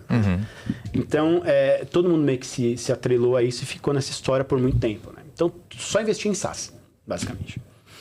E aí, a gente começou a conversar, os caras falaram, mas essa parada tá mudando. Por quê? Porque chegou a inteligência artificial, principalmente Generative AI, né? Aquela inteligência artificial que gera software, né? Ela cria coisas. E eles falaram, cara, a barreira de entrada, hoje em dia, de produto de tecnologia, ela caiu por terra. Por terra. Né? Então, se no passado você levava meses para construir um produto básico, hoje em dia se faz em horas. Inclusive a Lovable, que é um dos grandes casos disso, eles têm um advertising que eles soltaram recentemente que eu acho genial. Que eles pegaram... Eles falam sobre o DocSign. Todo mundo conhece o DocSign, né? Para assinar. Eles falam, DocSign, empresa de $1 bilhão, foi construída num período de 10 anos, tal. Conta toda a história. E eles falam, a gente pegou a Lovable e recriou o DocSign. Sabe quanto tempo demorou? 10 minutos. 3 horas. 3 horinhas. Puta merda. Aí, cara, você começa a olhar para aquilo... É absurdo. Você fala, cara, assim, a gente 5 anos. Quem trabalha em tech Os já há ads muito deles tempo... são muito bons, cara. Eles pegam umas sacadas muito boas. É sensacional. Cara, fantástico. Quem já trabalha em tech há muito tempo, cara, chega a ser assustador. Se olhar... A gente construiu a nossa plataforma do G4 Tools através do Lovable. E, cara, o João Vitor pegou um fim de semana que tinha porra nenhuma fazer em casa, tá de saco cheio, começou a escrever lá o negócio, terminou, ficou o negócio pronto. Feito. Eu olhei para aquilo e falei, cara, isso aqui como que pode... Tipo, na minha época, era um negócio que ia demorar meses. Meses e muito dinheiro, né? Centenas de milhares de dólares investidos. Nossa. Cara, achar dev era uma desgraça, só dev ruim, nego de produto, cara, todo mundo muito caro, sabe? Enfim. E aí, o pessoal começou a falar sobre isso, né, dentro daquele jantar. E eles falaram, cara, isso aí revolucionou agora a nossa tese de investimento. Então, esquece SaaS, porque a barreira de entrada, tudo isso, o grande moat que o SaaS tinha era ter um produto bom. Sim. Né? Como essa barreira baixou demais, a gente está começando a olhar para outras coisas agora. Então, a tese 1, obviamente, é a própria inteligência artificial generativa. Né? Então, investir nos Lovables da vida. Mas a tese 2, ela é meio que a consequência lógica da tese 1. Que se você baixou demais a barreira de entrada de produto, fica muito fácil. Então, se eu crio o DocSign, você cria o DocSign, você cria o DocSign, todo mundo cria o DocSign, quem é que vai ganhar mercado de verdade? Commodity. Virou commodity. Virou commodity. Quem que vai ganhar o mercado de verdade? Quem distribui melhor, meu. O volume. Quem chegou no consumidor final, primeiro e melhor. Então, a segunda tese de investimento vira o quê? Canal. Então, quem tem canal para prover, quem tem canal para vender, vira uma tese de investimento agora. E eu cheguei lá, né? Eu falei, porra, cara, falei com os caras, tá com isso aqui. Ele falou, porra, tô com isso na cabeça também. Dá para aplicar no G4? E aí aquela conversa começou a fluir, cara. Começou a fluir, começou a ver, faz isso, vamos fazer aquilo, dá pra fazer assim, dá pra fazer assado, não sei o quê, papapá. Horas ali conversando, ele falou, cara, você sabe de uma coisa? Eu tava com o banco que auxiliou a gente nesse processo, tinha montado todo um deck para ele, já todo preparado, para falar sobre geração de caixa e tudo, que também são atributos muito fortes e importantes do G4. Ele falou, cara, esquecendo uma coisa, eu vou virar essa tese. Vou falar isso aqui que a gente conversou hoje. Vou ver o que dá. Nossa, do nada, ali naquela semana, né? Ali. Virou apresentar. Ali. Caramba. E aí ele foi, cara, e começou a conversar com os fundos e jogar isso daí como primeiro, assim, vou jogar aqui 5 minutinhos da conversa aqui, ver se vai. Galera abraçando. Aí falou, vou botar um pouquinho mais. Galera abraçando. E ele me ligando. Porra, cara, o negócio tá quente. Pô, acho que tem coisa. Ele pegou o avião, foi pra Nova York, aí ele já começou a virar o pitch já quase 100%. Sim. É isso que a gente vai fazer, vamos criar, não sei o quê, papapá. Cara, conclusão da história, ele chegou no Brasil, ele entrou no carro dele e me ligou, no aeroporto, saindo do aeroporto. Ele falou, cara, é isso daqui, todo mundo tá topando, todo mundo quer fazer, vamos fechar o deal agora. Eu falei, cara, mas calma aí, peraí, também não é assim. Ele, não, vamos fechar. E, cara, vamos conversando, negociando. Chegou na casa dele, já tá com o deal fechado. E aí, ele falou, mas é o seguinte, tem um problema de timing. A gente tem que fazer isso rápido. Não dá pra ficar esperando. Porque eu tava morando em Londres, 10 anos lá, cara. Casa, carro, apartamento, mulher, tudo. Mudar tudo, né? E eu falei, bicho, mas peraí, também não é assim, né? Eu preciso um tempo pra chegar aí. Ele falou, cara, não dá pra esperar. O que dá pra fazer aí? Vamos dar... Eu falei, ó, tudo bem. Assim, posso ir agora, mas, cara, vou ter que ficar indo e voltando pra poder resolver minha vida aqui, porque não dá pra eu vender tudo em 2 semanas, né? Assim. Eu falei, não, beleza, dá esse jeito aí, a gente cola pra cá, tu é senior, se vira aí, monta a tua agenda e a gente vai fazer o negócio funcionar. Cara, eu enfiei minhas coisas na mochila, saí correndo igual um dependente no avião, apareci aqui, e aí o negócio começou, cara. E começou. E a gente tá, a grande, né, o que é o G4 Tools, né? Qual que é o grande objetivo que a gente tem? A gente quer criar o maior marketplace B2B para SMB do Brasil. Então, pensa a Amazon, Mercado Livre, esses caras, né? Com um toque de Groupon. É meio que isso que a gente quer fazer. Né? Então, quando você vem aqui, né, e faz uma GS, faz uma Traction, só que a cabeça explodindo, vocês são provas vivas disso? Tá explodindo agora aqui, ô Igor. Caramba, bicho. Não para, né, bicho? É uma loucura, eu sei. Eu sei. E aí, você sai daqui, cara, descobrindo 1 milhão de coisas que você não sabia, não imaginava, não tinha pensado. Sim. E aí você precisa executar todo esse plano que você aprendeu, todos os insights que você aprendeu aqui. Né? E você vai fazer isso como? Cara, não dá pra só chegar lá e escrever um negócio no papel. Você precisa de tecnologia para fazer isso. Ferramentas então, e tudo. A gente estava falando agora há pouco, antes de começar, sobre toda a lógica de Revenue Architecture. Sim. Você precisa de um sistema, você precisa de um CRM para montar essa porra. Não dá pra fazer No tudo. mínimo. No mínimo. No mínimo. Né? Precisa de dados, precisa de um monte de coisa. Exatamente. Então não dá para você fazer numa planilha de Excel. Então você fala, pô, descobri todo esse negócio, quero implementar na minha empresa, preciso do CRM. O que você faz? Em vez de você sair chopando por aí, falando com 200 CRM diferentes, tentando entender, blá, blá, blá, blá, o G4 Tools já te oferece uma lista curada de CRMs, tem toda uma curadoria feita pela gente, visando qualidade, nosso ICP e tudo mais. Sim. Você tem algumas opções diferentes de cada um dos produtos que você está buscando, uma delas vai se encaixar no seu tipo de negócio específico. Você consegue comprar lá dentro e com uma condição especial para o seu aluno do G4. Então, toda a ideia do marketplace é a gente prover essas coisas, né, esses softwares, esses serviços, esses produtos lá no futuro, que vão te ajudar a você escalar o seu negócio de maneira mais rápida. Perfeito. E hoje em dia a gente está começando isso através de um mapeamento específico de dores que a gente tem já dos nossos alunos, então tentando fechar aqueles pontos que são muito importantes, né, mas que no futuro vai ter de tudo. Exato. Então, assim, hoje eu te ofereço um CRM, um RP, lá no futuro eu vou te oferecer uma caneta. Sim. Quer comprar caneta, quer comprar folha sulfite, quer comprar um monitor, um móvel, quer alugar cadeira de escritório? Cadeira de escritório, quer alugar um escritório, um espaço para você trabalhar, tá aqui. Tá tudo ali. Tá tudo ali. Então vai ser o one-stop shop para todo SMB brasileiro que queira, né, comprar tecnologia, produto, serviço. Meu Deus, cara, perfeito. LTV eterno. E vocês seguem pro Trusted Advisor ali do SMB ali, né? Então, a gente se utiliza da nossa posição de Trusted Advisor como G4 para poder indicar isso para os caras. Mas assim, o modelo de negócio, que por fim é a grande beleza dessa parada toda, ele é muito bonito, porque no final das contas tem um CAC negativo. Sim, exatamente. Né? Enfim, eu fico brincando com o Rafa, que é o nosso CRO, ele falou que ele é meu SDR. Ele falou, cara, você está aqui para me gerar lead. Né? Então, Nossa, todo mundo que passou dentro do G4, né, que pagou para estar ali, vira o meu lead, o meu MQL. Ele pagou para estar ali, ele pagou para ser MQL. Negativo. Bizarro. Eu tenho um LTV basicamente infinito. Sim. Né? Então, eu não consigo... Até consigo... você imagina, os custos principais de uma empresa, né? Primeiro de todos é pessoas, né? Então, eu consigo, de certa maneira, fornecer um pouco daquilo, sei lá, vou dar um exemplo aqui. Você precisa... você está crescendo muito, precisa contratar muita gente. Né? Em vez de você ter um time de recrutamento, talvez seja melhor você contratar uma consultoria de recrutamento que vai te ajudar nisso, porque recrutamento vai sobe e desce, então dá para você fazer on-off em vez de ficar contratando e demitindo gente. Então, dá para substituir um pouco disso, mas vamos tirar essa parte de pessoas, quase todo o resto, tirando insumo e imposto, eu posso prover. Qual que é o problema? Então, o LTV ele pode ser gigantesco. Sim. Né? E a gente consegue fazer isso de uma maneira que a gente tem um custo muito baixo para rodar a operação. Porque no final das contas eu sou um marketplace, preciso listar as coisas lá. Exato.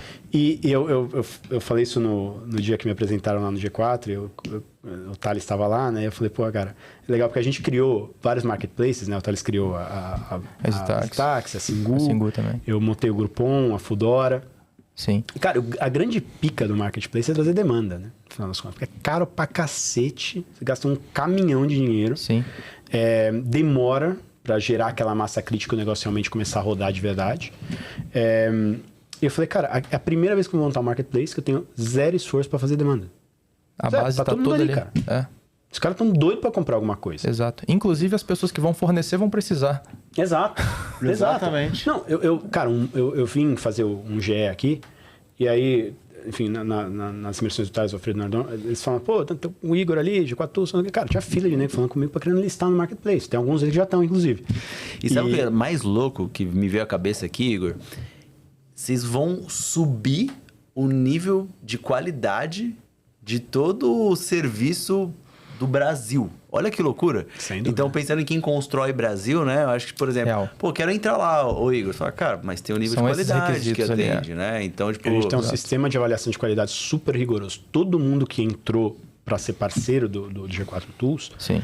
passa por uma análise de qualidade muito específica. Caramba. A gente fala com clientes, a gente fala com investidores, puxa toda a capivara do negócio. Cara, legal. Entende se aquilo é realmente um negócio que, né, Faz pode sentido, fazer né? parte. Porque eu não posso queimar também a marca do G4. Não posso Claro. oferecer qualquer coisa pro cara. Sim, exato. Entendeu? Então tem que ser uma empresa que realmente vai fazer a diferença para os nossos alunos. Caramba, e aí você também diminui o churn, né? Porque uma vez que o teu aluno, teu membro, tá em 10 fornecedores, ele sai de um, mas aí ele vai conectar com outro ali, de repente e tal. Tem estágios, né? Então, o tipo de CRM que você vai usar quando você é 0 para 1 ou 1 para 10 é Exato. diferente do 10 para 100. Segmento também é diferente. Tem segmento que é diferente, tem tudo. Então, mesmo no ciclo de vida de um cliente, ele pode comprar várias vezes o mesmo produto, né, de fornecedores diferentes, claro. Então, pô, você começou com um CRM de uma empresa pequena aqui, brasileira, que te ofereceu, depois você passou para o HubSpot, depois você passou para o Salesforce, depois... Então, vai, né? O processo, ele é infinito. Né? Infinito, não acaba. Para um produto, imagina... Tá muito enraizado. O cara fica enraizado ali, não tem pra onde ele sair. E você vê essa narrativa na Misa, no Thales, trazendo educação como canal, né? Então, olha como isso Exatamente. vem de uma forma... Putz, cara. Oh, e como é que... Qual o gargalo que você tá tendo nisso hoje, né? Porque, porra, nada é perfeito, né? Não existe roteiro, quem dera. E depois... Tem algum benchmark no mundo que você olhou para isso? Legal. Ou é uma inovação real aí do G4? Vou começar pela segunda pergunta. Boa. Existem alguns benchmarks que a gente está considerando, tá? Mas exatamente o que a gente faz não tem ninguém fazendo. Cara, é único então. É muito, muito... E é por isso que tem toda essa parte de timing. Né? Então a gente tá correndo demais para fazer o negócio funcionar bem. A gente se inspira em alguns marketplaces. Né? Tá. Então, já existem marketplaces B2B no mundo. Né? Então, um deles é a Amazon. A própria AWS tem um marketplace muito conhecido, muito grande. E outro que eu gosto muito é o da Atlassian. Né? Que é... Legal. Quem não conhece, é um sistema de... É o dono do Jira. Né? Do Gira. O Trello também. O Trello, enfim. E eles têm um baita marketplace que eu acho que, assim, do ponto de vista de user experience e tudo mais, é muito melhor. Então a gente se inspira neles, no entanto, exatamente da maneira como a gente faz, não tem nada ainda no mundo. O que está sendo a dificuldade, cara? Para ser bem honesto, e o maior medo que eu tenho nisso tudo é não ser capaz de realizar o potencial que a gente realmente tem. Então, eu preciso escalar muito rápido, isso daí dá problema, eu já fiz isso algumas vezes na minha vida e eu sei o quão complicado que isso pode ser. Sim. Então, o gargalo acaba se tornando a sua capacidade de crescer o time. Então, talento. Pessoa certa, foda, cara. no lugar certo. Sim. E no momento certo. Né? Que é uma grande dificuldade. Eu sofri muito com isso na minha época de Foodora. Né? De encontrar as pessoas certas, colocar nos lugares certos, mas no momento certo. Porque às vezes você se antecipa muito e aquela pessoa ela não tá... Né? Ela queria mais e não está conseguindo. Ou então você chega muito atrasado e aquela pessoa já não dá conta do negócio. Então, encontrar esse timing certo de trazer as pessoas, acho que é um negócio que a gente precisa ter muito cuidado. Então, acho que esse definitivamente é um gargalo. E eu acho que talvez o segundo gargalo seja como dentro de toda esse caminhão de coisas que é o G4, a gente vai encontrar um espaço específico para o G4 Tools para comunicar isso de maneira correta para os nossos usuários. Né? Então, a gente tem uma máquina de comunicação muito grande, né? Tem muita mensagem saindo.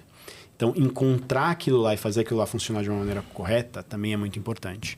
Então, é uma coisa que, inclusive, nesse momento, eu estou muito focado nisso daí para garantir que toda essa parte de comunicação seja feita de maneira correta. E no final das contas, você também precisa de muita gente para fazer, né? Então, vira Sim, exatamente. Eu acho que, olhando para growth, né? Quem oferta mais, ganha mais, né? Então, tipo, olhando para a ferramenta e ter as pessoas lá dentro, eu acho que tem um monte de benefício que vai ter, que a gente comentou aqui. Mas acho que essa questão de ofertar no local certo, na hora certa, acho que isso vai ser muito importante. Então, porque vocês têm um caminho ali, a jornada do cliente muito bem trabalhada. Pô, a gente fez o Scale, né? E lá ofereceram, tipo, como você cria os planos de ação para conseguir colocar em prática depois das 2 dias de aula e mentoria que a gente tem. Então, pô, aquilo já foi uma surpresa pra gente. E foi um momento que pegou todo mundo... mais surpresa em breve. Pegou todo mundo desprevenido. Então, isso já foi uma coisa que chamou a atenção. Então, cara...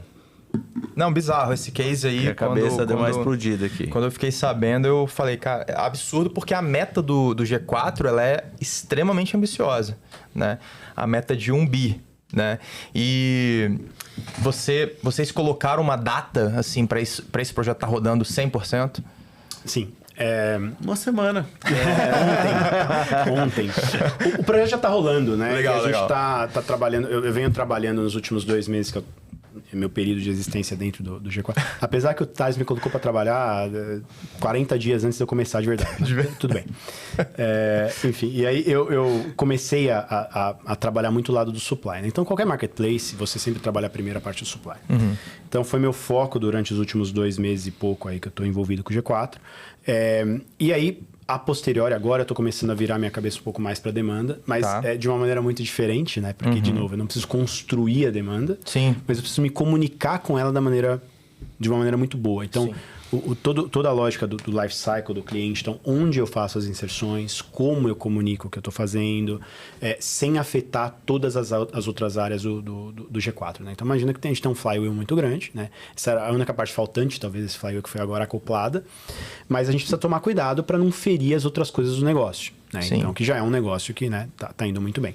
Então, a gente vai lançar oficialmente o G4 Tools em janeiro. Em janeiro? Em janeiro. Mas assim, lançar oficialmente, o que eu tô querendo dizer, não é... Ele já funciona, tá? Então, no background já tá tudo funcionando. Sim, mas lançar pro mercado mas ali, fazer para as pessoas... um lançamento de verdade, a gente vai fazer ele em janeiro, né? Cara, legal. E, falando assim, expondo isso pro mercado, né? Falando sobre isso, o que a gente tá fazendo, contar publicamente toda a nossa história, a estratégia e etc.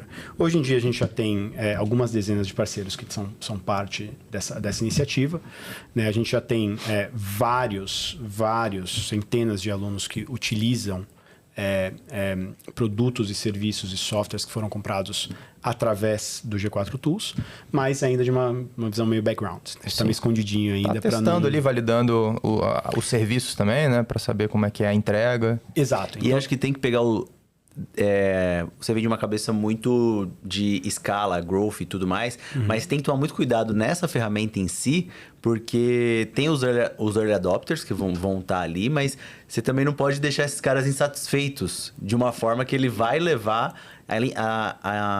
para as outras pessoas isso, né? Ainda mais dentro do G4, né? Que isso se espalha muito, muito rápido. Então, acho que tem uma linha tênue ali que você tem ali que pegar, assim, para não se perder. Sem dúvida. E foi uma opção consciente a gente não sair comentando tudo para todo mundo publicamente de uma maneira muito aberta, porque a gente também queria garantir que a gente está entregando um negócio de qualidade. Né? Então, eu não vou chegar lá e simplesmente falar, manda aqui uma mensagem no grupo WhatsApp, a galera faz tua oferta aí, a galera compra. Não dá para ser assim.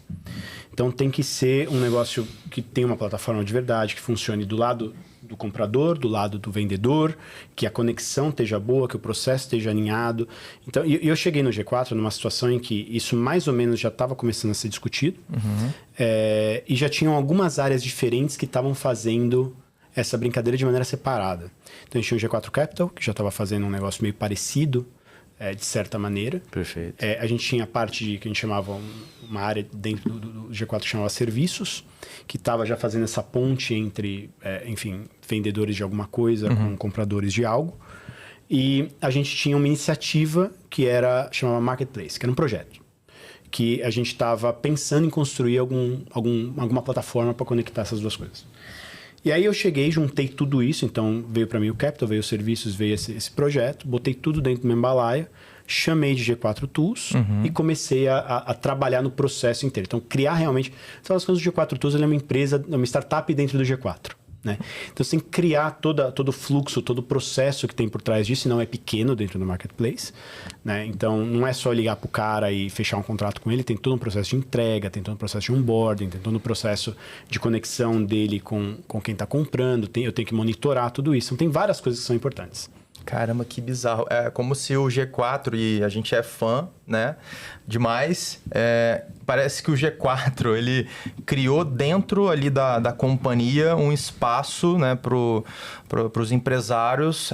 Vamos lá, é um vale de Gaut para os empresários. Então, tem a parte de educação, filosofia, discussões que a gente tem tanto nas imersões ali, de maneira expositiva, ou nos corredores, né, onde a gente se encontra, mas também tem as soluções, né? É um espaço de... é como se tivesse recursos infinitos para o empresário. E aí, né, a gente vindo para esse lado mais filosófico, no final de semana, eu perguntei para o Igor o que era felicidade, né? E aí, vamos tentar ver se a gente consegue trazer algum paralelo ali para o que a gente trabalha, que agora eu queria falar de egoísmo.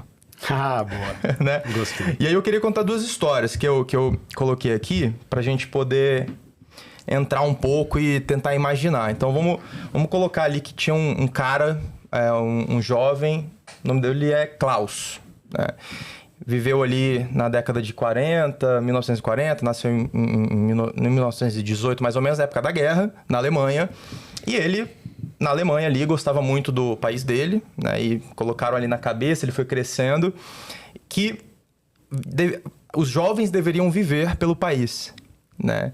Só que o sonho dele sempre foi constituir uma família, né? Mas mesmo assim, estava todo mundo ali falando em guerra e se colocando ali, né, em prol ali do país, e aí ele foi para a guerra e aí ele morreu.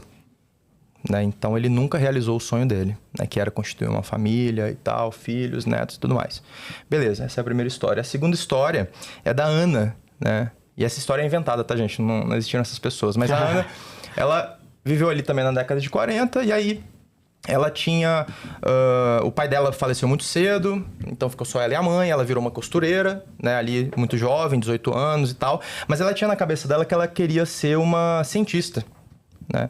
E quando ela começou a pensar nisso, fez 18 anos, 19, 20, ela queria estudar, queria sair ali do país dela, né? Ela, enfim, vamos inventar um país, ela morava, sei lá, na Escócia. Só que aí a mãe dela começou a ficar doente, né? E a mãe dela ficando doente, insistiu para ela ficar, para não abandonar ela. E a Ana ficou, cuidando da mãe dela. Só que aí, os anos se passaram e tal, e aí a mãe dela faleceu. Só que a Ana já estava com 45 anos. E ela também não realizou o sonho dela, né? Quando a gente vai para o uso popular, aí falando de egoísmo, né? O que é a pessoa egoísta? É aquela pessoa que não liga para ninguém, que não liga para nada, né? O sinônimo de maldade, passar por cima das pessoas. Só que tem um outro lado, o altruísmo. Que é o quê? A empatia, né? Significa que você vai fazer pelo termo outro. Que tá na moda agora, né? Exatamente, tá na moda. Só que aí... Range tem uma outra cabeça, né? É uma outra... Ela ia odiar essas duas histórias. Ela ia odiar essas duas histórias, principalmente porque ela nasceu na Rússia e viveu, né, ali num período do socialismo. Ela viu a família dela... União Soviética, né? Exatamente. Viveu dentro da União Soviética. Dentro da União Soviética, e ela viu a família dela perder muitas coisas, né? Ela viu a família dela ali passar dificuldades, e aí ela se mudou para os Estados Unidos, né? E quando ela foi para os Estados Unidos, ela começou a entender, né, o capitalismo de fato, e ela defende muito sobre o autointeresse, né? Como que a gente aplica isso na nossa vida, na tua opinião, com um empresário, né? Acho que é legal que talvez você cite até alguns personagens, né, do livro da Revolta de Atlas, o Rank, né? Claro. Que tem tudo a ver também Tudo com a isso ver. daí. Tudo Mas a e ver. aí, cara? Pra você, o que é essa virtude do egoísmo? Que parece um pouco paradoxal, né? A virtude do egoísmo. É. Cara, é muito interessante. Eu conheci Rand numa situação muito fora de contexto, assim. Na verdade, eu não sabia nada sobre ela até algum tempo atrás. E nunca tinha ouvido falar, não sabia quem era. E na época que eu estava fazendo MBA em Harvard, eu tinha um professor que eu gostava muito de macroeconomia. E eu fui conversando um pouquinho com ele. E ele falou... Você fala de economia, obrigatoriamente você acaba entrando em política também. Exatamente. E aí a gente conversando e ele falou, cara, você gosta muito de Rand, né? Eu falei, quem? Eu achei que eu não tinha entendido o que ele tinha falado. Eu falei, desculpa, não entendi. Ele falou, de Rand, você gosta de Rand? Eu falei, cara, quem é Rand? Nunca ouvi falar de Rand. Ele falou, porra, em Rand e tal. Eu falei, cara, não sei nem quem é. Ele falou, pô, cara, aí eu falei, mas tô curioso, né? Ele falou, basicamente o que ele me disse, ele falou, cara, tudo que você tá falando tem muito a ver com o que ela pensa. Estoicismo também, né? É um pouco, né? Exato. E faz um paralelo. E aí, eu falei, pô, me conta mais sobre isso, né? Por onde eu começo eu sou uma pessoa muito curiosa. Eu falei, pô, deixa eu entender mais, por onde eu começo a buscar. Ele me deu um resuminho do que é Rand. Ele falou, cara, começa por um livro chamado A Revolta de Atlas. Nossa. E aí, Falam que esse... Aqui, ó. esse tarugão. Cara, eu literalmente, na hora, abri o celular, comprei o livro na hora. Falei, esse aí mesmo. Comprei o livro na hora e comecei a ler. E eu, apesar de eu gostar muito de ler, mais pelo meu ponto de curiosidade intelectual do que, enfim, o prazer de ler por si só, eu nunca gostei de ler ficção. Nunca gostei de ler ficção. Então eu li sobre tudo que você possa imaginar, menos ficção. E aí, enfim, a Revolta de Atlas é uma distopia, né? Então, por consequência, é uma ficção. Sim. E quando eu comecei a ver, eu falei, cara, esse livro vai ser uma bosta. Que merda. E aí comecei a ler, e a Rand, eu sou fanboy, então assim, eu adoro tudo que ela faz.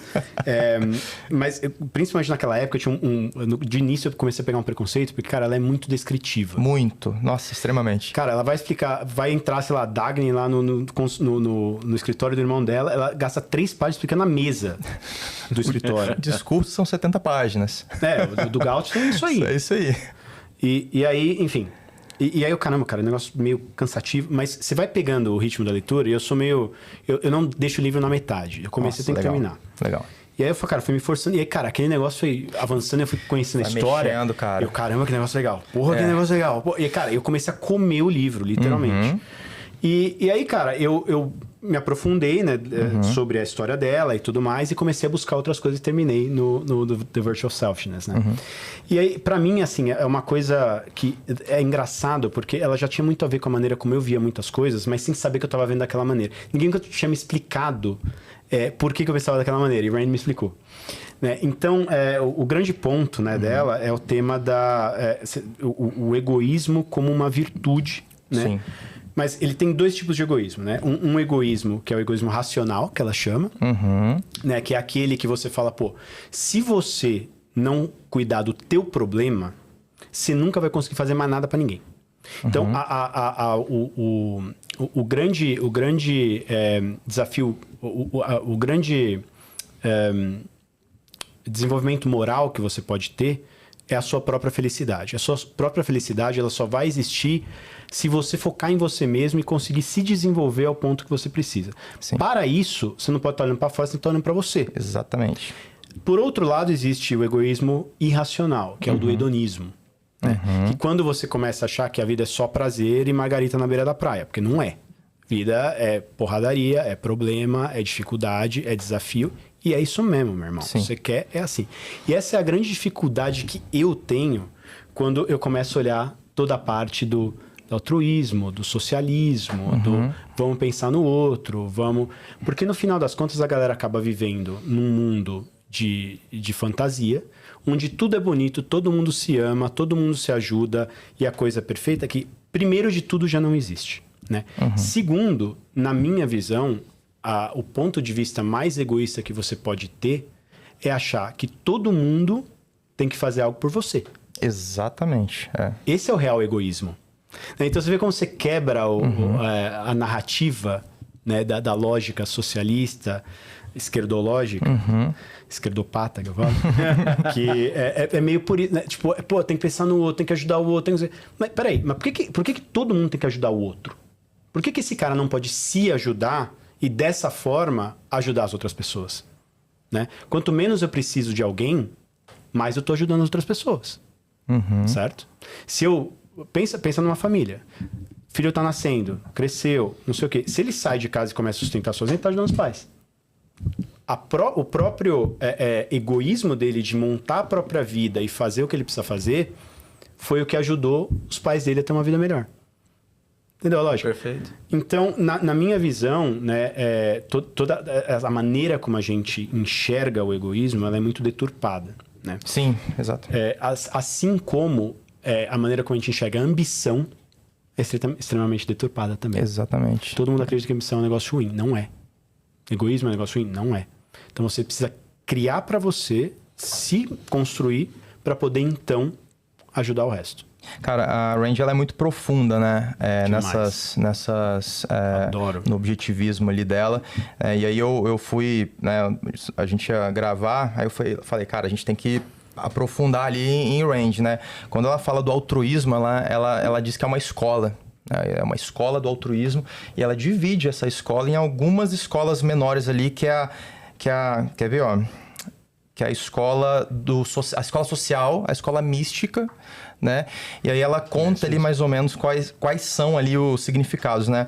Ela usa um exemplo, né, que eu peguei ali, que dá para relacionar até com uma mentalidade da Idade Média, né? Vamos lá para 1348 ali, que teve a peste bubônica, tinha fome. Então a vida das pessoas não tinha muito valor, né? E parece que as pessoas também olhavam para isso e aí teve um drive ali na mente delas que realmente a vida não tem valor. Então, eu não tenho que viver essa vida porque vai ter um mundo melhor, né? Eu não preciso me preocupar com esse mundo de sofrimento, né? Você vive uma utopia também, de certa forma, né? E assim, a gente não vai entrar em religião, né? Mas é algo que realmente muitas pessoas ali vão vivendo, né? Sofrem, mas esperando algo melhor, como se algum milagre vai acontecer e vai salvar tudo. E aí quando a gente vai para a escola social, né, diz que a gente tem que sacrificar a vida pelo outro, né? Aristóteles, né, falava que o homem é um animal político, né? Exatamente. Platão fala que o homem tem que promover o bem do outro também, né, na República.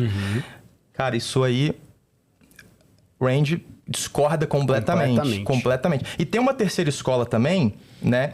Que é a escola subjetiva, que é... E essa aqui é que eu quero entrar, né? Que é feita por pessoas amorais.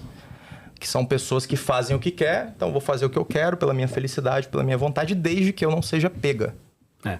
Exatamente. E geralmente as pessoas egoístas... Tem muito por aí, hein? Tem muito por aí.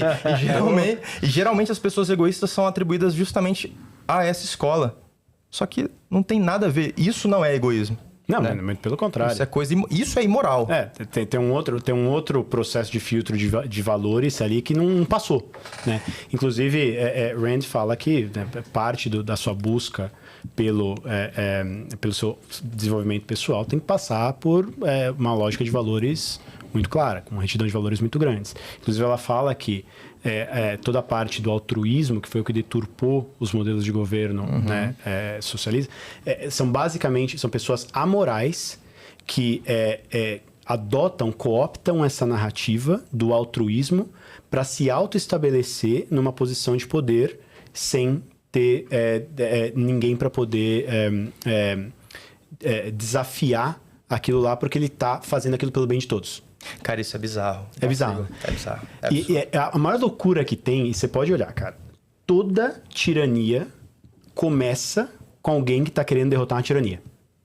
Se cria uma narrativa de que alguém está querendo tomar o poder, e é por isso que eu tô tomando o poder para proteger todos vocês aí que não sabem desse cara aqui que está querendo... Bom, tem muita coisa por aí, né? Cara, é bizarro. Quando a gente vai para essa parte política, né, a gente vê, por exemplo, vamos entender então um pouco da política de Rand, né? Uma das soluções, né, ali do socialismo é a distribuição de riqueza, né? Que geralmente, 2, 3, 5% dos mais ricos, a gente pega e distribui a riqueza ali para todo mundo. Só que quando a gente começa a entender isso, né, a gente tem que ir para alguns exemplos práticos. Então tem uma história que vamos supor que tem uma cidade ali de 100 pessoas, das quais 90 delas têm os 2 olhos, né? E apenas 10 têm um olho só. Bora distribuir olho. Exatamente. Então a gente tem... Aí alguém, um gênio, e é uma ironia, viu? Criou uma política, né, de distribuição ali de olhos. Imagina que absurdo, né? Então vão ter lá 180 olhos para distribuir. Então... Cada um vai ficar com um, tá todo mundo bem. Alguns sortudos vão ficar com os 2. Alguém vai ficar com 2, alguém vai ficar com nenhum, alguns vão ficar com 1, mas na média tá todo mundo bem. Exatamente, para ela isso é um absurdo. Mas aí quando... para concluir ali, o que Rand pensa disso, né? É engraçado, esse exemplo é interessante, né? Porque você faz um paralelo muito bom com a lógica de distribuição de riqueza, né? Todo mundo fala que o problema do mundo é a concentração de riqueza, que é uma baita de uma falácia, né? Exatamente. O problema do mundo é gente pobre. Que é muito diferente, né? Gente pobre no sentido... não deveria existir gente pobre no sentido que essas pessoas deveriam ter acesso ao mínimo possível para viver. Exatamente. A gente tem que Não começar o pessoa, corte dessa forma. É o problema. do mundo é gente pobre, lascou, cara. Os caras vão me cancelar, o Thales vai gostar do cancelamento, Vai lá, Thales, vai dar certo agora. Enfim, o problema do mundo não é ter uma concentração de riqueza. O problema é ter algumas pessoas que não têm nada. Então, essas pessoas precisam de alguma coisa para poder dar início à sua vida e avançar. No entanto, dividir tudo igual entre todo mundo é a coisa mais injusta que você pode fazer. Não adianta. Isso nunca foi problema. Até mesmo porque não existe em nenhuma sociedade, inclusive quando tentaram implementar comunismo, uma nação em que todo mundo tinha tudo igual. Não tem como. Porque, no limite, pelo menos o governo vai ter muito mais que todo mundo. Né? Então, não tem como chegar nessa realidade. Exato. Não, eu ia concluir o seguinte, que ela fala que, por exemplo, emprego, comida, educação, moradia são valores criados pelo homem, né? E para você ter esses valores, alguém tem que trabalhar. E claro, alguém tem que pagar a conta do negócio. Alguém tem que pagar a conta. Então, a Rand, ela é uma crítica, assim, do altruísmo que... Irmão, dá pra gente fazer um podcast só pra falar de Rand, né? Puta, demais, cara. A gente pode fazer um corujão da mesa de Gaut, 8 horas seguidas. É muito legal, cara. Mas esse tema, ele vai entrando numas pontas muito, muito interessantes. Eu tava conversando com uma outra pessoa sobre isso outro dia. E é uma lógica doida, né? Porque, no final, eu gosto muito de Grécia e enfim, filosofia clássica e tudo mais. E é muito interessante que o próprio Aristóteles falava isso, né? Ele dizia que a democracia, ela sempre vai acabar, por definição, premiando as pessoas ruins. Sim. Né?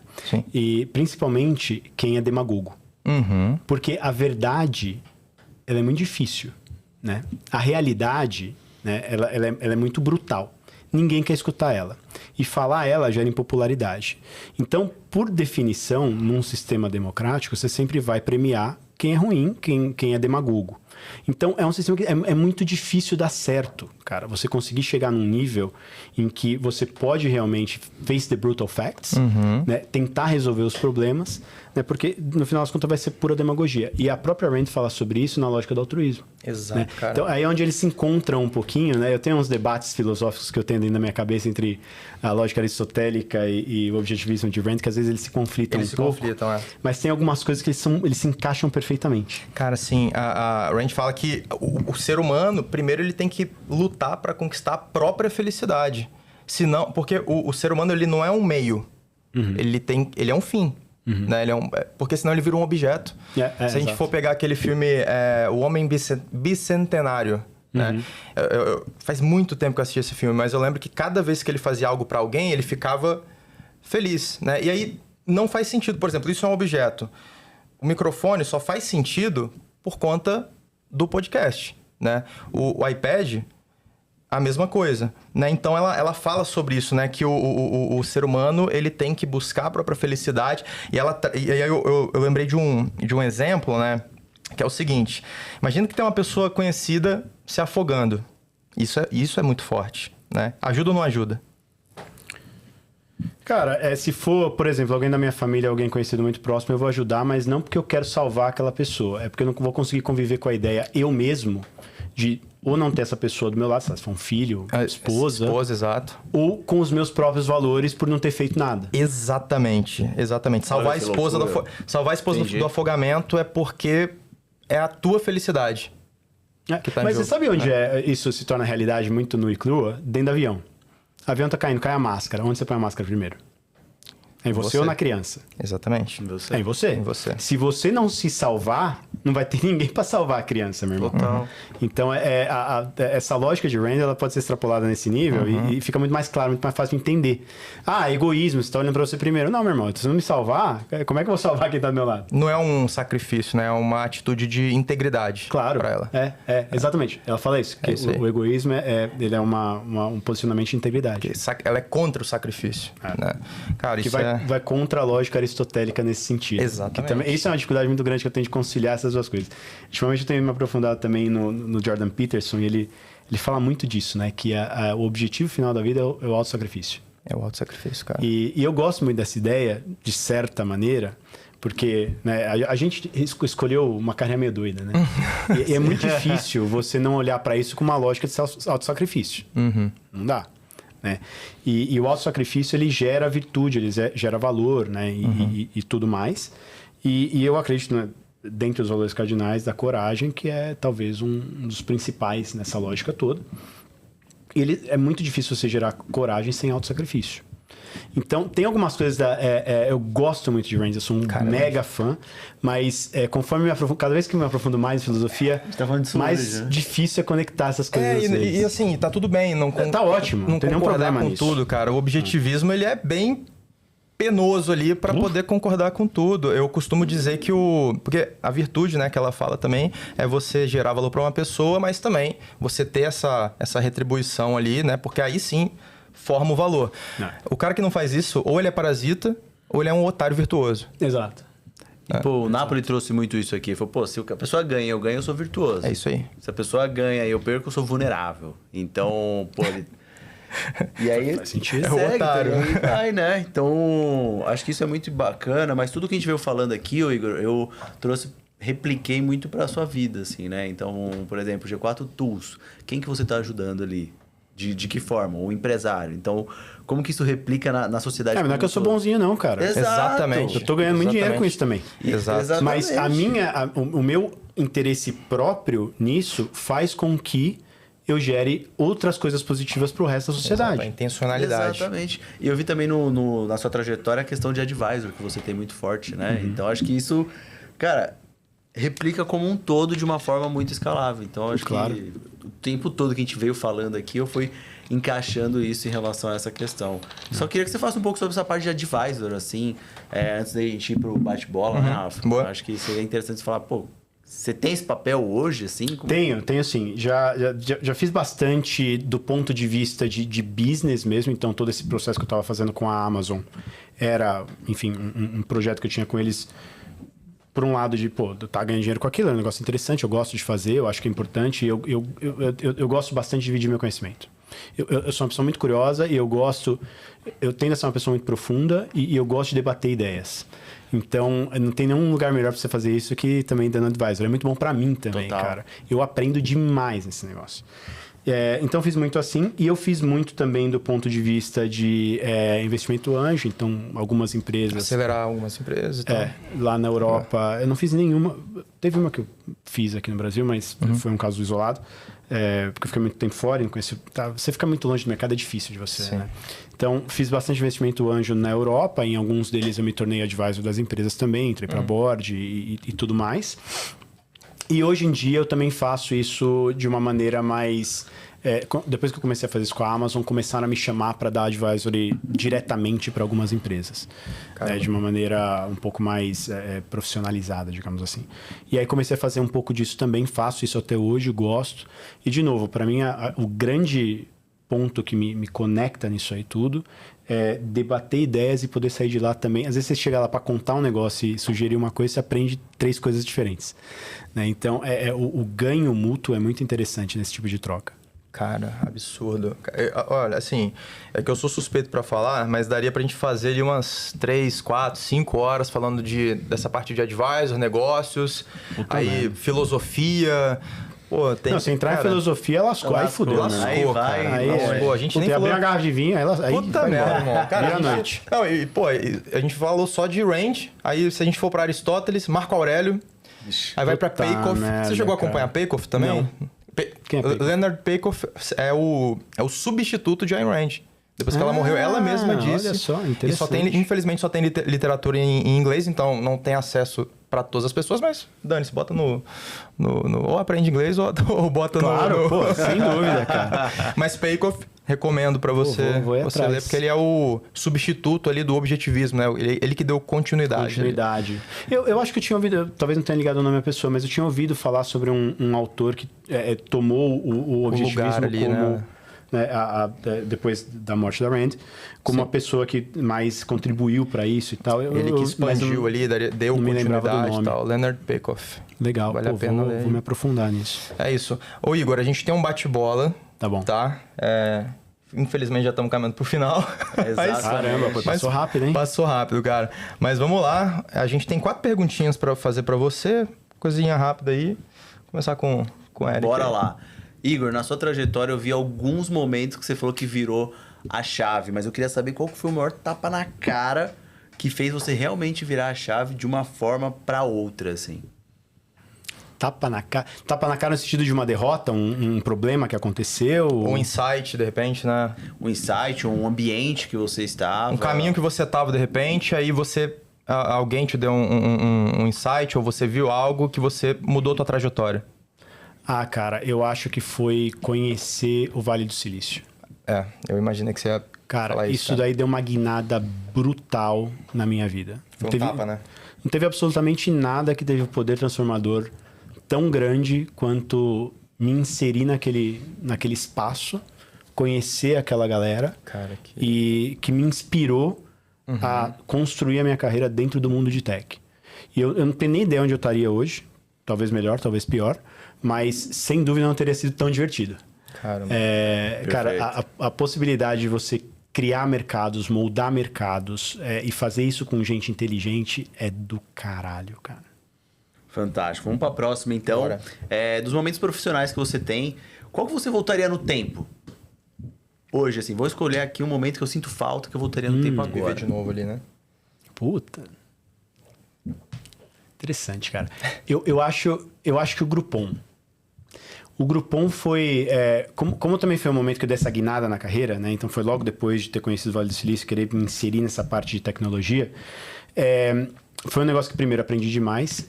Segundo, cara, o Groupon ele tinha uma capacidade de trazer... A Rocket em geral, né? Mas trazer gente boa. Foi a primeira vez que eu tive esse contato de verdade. Muita gente boa, no mesmo lugar, com vontade de trabalhar, com vontade de fazer acontecer, sem frescurinha, sem mimimi, sem bullshitagem. Vamos trabalhar duro, vamos fazer esse negócio crescer, vamos, né? Todo mundo se doava muito. E era assim, cara, eram jornadas de trabalho intermináveis. Eu chegava às 7 horas da manhã no escritório, saía 10 da noite. Cara, às vezes ia sábado, aí os caras botavam festa dentro do escritório, o nego dormia lá dentro, acordava no outro dia, continuava. Loucura, loucura. Mas assim, eu acho que foi um período da minha vida que eu gostei muito, fui muito feliz naquele momento. E eu falei isso, inclusive, no dia que eu cheguei no G4, que me apresentaram, na verdade. Eu falei, cara, eu tive só uma oportunidade na vida que foi assim, que foi essa do Groupon. E eu tô sentindo que essa daqui é a próxima. Cara, que legal. Muito bom. E olha, eu nunca tive essa sensação de sabe que parece que tá tudo alinhado? Momento de mercado, Sim. talento, empresa, o novo business que a gente tá criando. Os astros. Cara, alinhou tudo. O Napoli, né, cara? Alinhou tudo, mano. Alinhou tudo tá Cara, que alinhado. legal. Então, se daqui a alguns anos vocês me fazem essa pergunta de novo, talvez eu diga G4. Caramba, que maneiro, Fantástico. né? E aí, quando a gente fala de daqui a alguns anos, vamos falar de legado, assim, daqui 30, 40, pelo que você quer ser reconhecido? Profissionalmente, pessoalmente também? Baita pergunta, é isso aí. Para não abandonar a Rand, eu queria ser reconhecido como um cara que explorou profundamente todo o seu potencial. O maior medo que eu tenho na minha vida é o dia que eu morrer, tô batendo lá na porta de São Pedro e ele falar assim, meu amigo, isso aqui é o que você podia ter sido, Nossa. isso aqui é o que você foi. E tem uma diferença muito grande dessas duas coisas. Então, eu acho que o meu objetivo é terminar a minha vida realizando 100% do meu potencial. Cara, muito bom. Muito bom mesmo. Muito legal. Acho que é a primeira vez que alguém fala isso. Exatamente. Isso aqui. E aí, indo para a pergunta final, se você tivesse a oportunidade de trazer uma pessoa para conversar com você viva, mas eu também vou fazer diferente, quero uma pessoa que já faleceu, né? Então são 2 pessoas. Para conversar com você agora, Colocar né? aqui. Colocar na sua frente aqui para conversar. Olho Então, no olho. Caraca, bicho. mas aí separada, né? Primeiro a viva, depois a que já faleceu. Quem seriam essas pessoas e por que seriam elas? Tem gente pra caramba, Tem né? gente. Então, Tá doido, cara. Tem que ser alguém que eu nunca conversei na vida? pode ser. Exatamente. Alguém que você já conversou, alguém que você deseja conversar. Olha, eu acho que viva... Eu já tive a oportunidade de conversar com essa pessoa uma vez, mas foi uma conversa muito curta. Eu queria muito ter a oportunidade de aprofundar um pouco, principalmente por conta do que eu venho estudando ultimamente, da parte filosófica. É o Jordan Peterson. Pô, que legal. Eu tive a baita oportunidade de bater um papinho muito curto com ele num evento que eu tava, que ele tava também. Que foi muito legal, já ali de 2 minutinhos ali. Caramba. Mas eu queria um dia poder sentar com ele e realmente debater um negócio com profundidade. Abrir um vinho e trocar ideia. Exato. Ele é um cara que conecta muito das coisas que eu acho que são interessantes. Ele tem alguns vieses que eu não gosto muito, mas como todo mundo, né? Sim, Você tava falando do Ed Rand, Ed Rand. tudo mais, Então, todo mundo acho que tem, mas ele é um cara que eu gosto muito na maneira dele de construir o pensamento. Não sei se vocês já leram os livros dele, mas, cara, são espetaculares. Eu tô lendo um agora que chama We Who Wrestle With God, que é ele debatendo, conectando a filosofia, a escola filosófica dele, com a história, com a parte religiosa, o cristianismo, né? Nossa, cara. E ele, assim, porque ele era um cara ateu, né? Até certo tempo atrás. E ele passou por um problema muito sério de família e tal, saúde. E ele começou a se conectar mais com Deus e montar essa lógica, né? Trazer o cristianismo para a vida dele. E ele começou a ter essa batalha interna, que é muito comum, entre a filosofia e a religião. E ele começou a conectar essas coisas, desenvolver essa nova linha filosófica dele. E ele escreveu esse livro baseado nessa história. E ele é um cara extremamente profundo. E assim, é muito legal porque ele se baseia muito em... As 3 grandes referências dele são Nietzsche, Jung e Dostoiévski. Porra. Então, de certa maneira, ele já tinha que negar Deus logo de cara, né? Toda a parte do niilismo e tudo mais. E ele vai conectando essas coisas, vai demonstrando que, na verdade, mesmo dentro desses discursos que não eram tão favoráveis a isso, né, tinha algo legal. Me estendi demais aqui, mas, enfim, acho que ter uma... É até Cara, difícil a leitura dele, porque super densa. esse assunto, nossa, me pega muito, porque eu vou te recomendar um livro, então. Sócrates e Jesus, o debate, de Peter Crift. Caramba! Cara, sensacional. É um diálogo ali, né? É um debate mesmo. É como se fosse o... Não é diálogo socrático? Tipo, bom, não vai ser porque não foi Platão.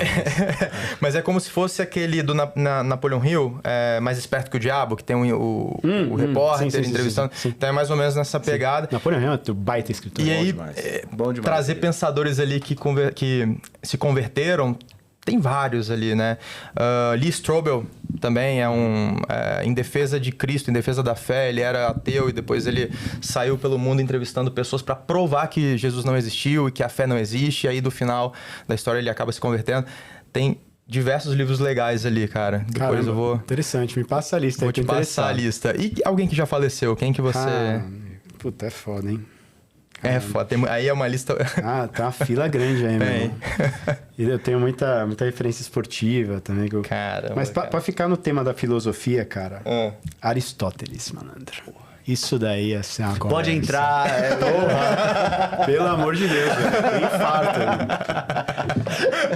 Pô, cara, um cara que... Pô, Aristóteles... Você imagina, né, cara? Pô, o cara que foi educado por Platão, que... Foi professor. E né, Platão foi do professor Alexandre de... Então, né?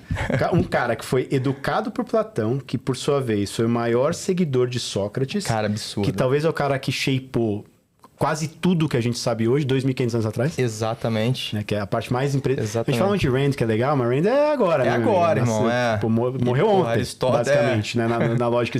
Morreu na década de 80, mas... Isso. Né, na lógica histórica é ontem. É isso. ontem, irmão. Imagina Nossa. o cara 2.500 anos atrás desenvolvendo esse tipo de pensamento que a gente está discutindo até hoje, tentando entender. Que absurdo. Né? E que não escreveu nada, na verdade, que escreveu foi Platão, né? A gente acredita que é o que ele falou, né? E aí, Aristóteles que condensou tudo isso, Sim. né?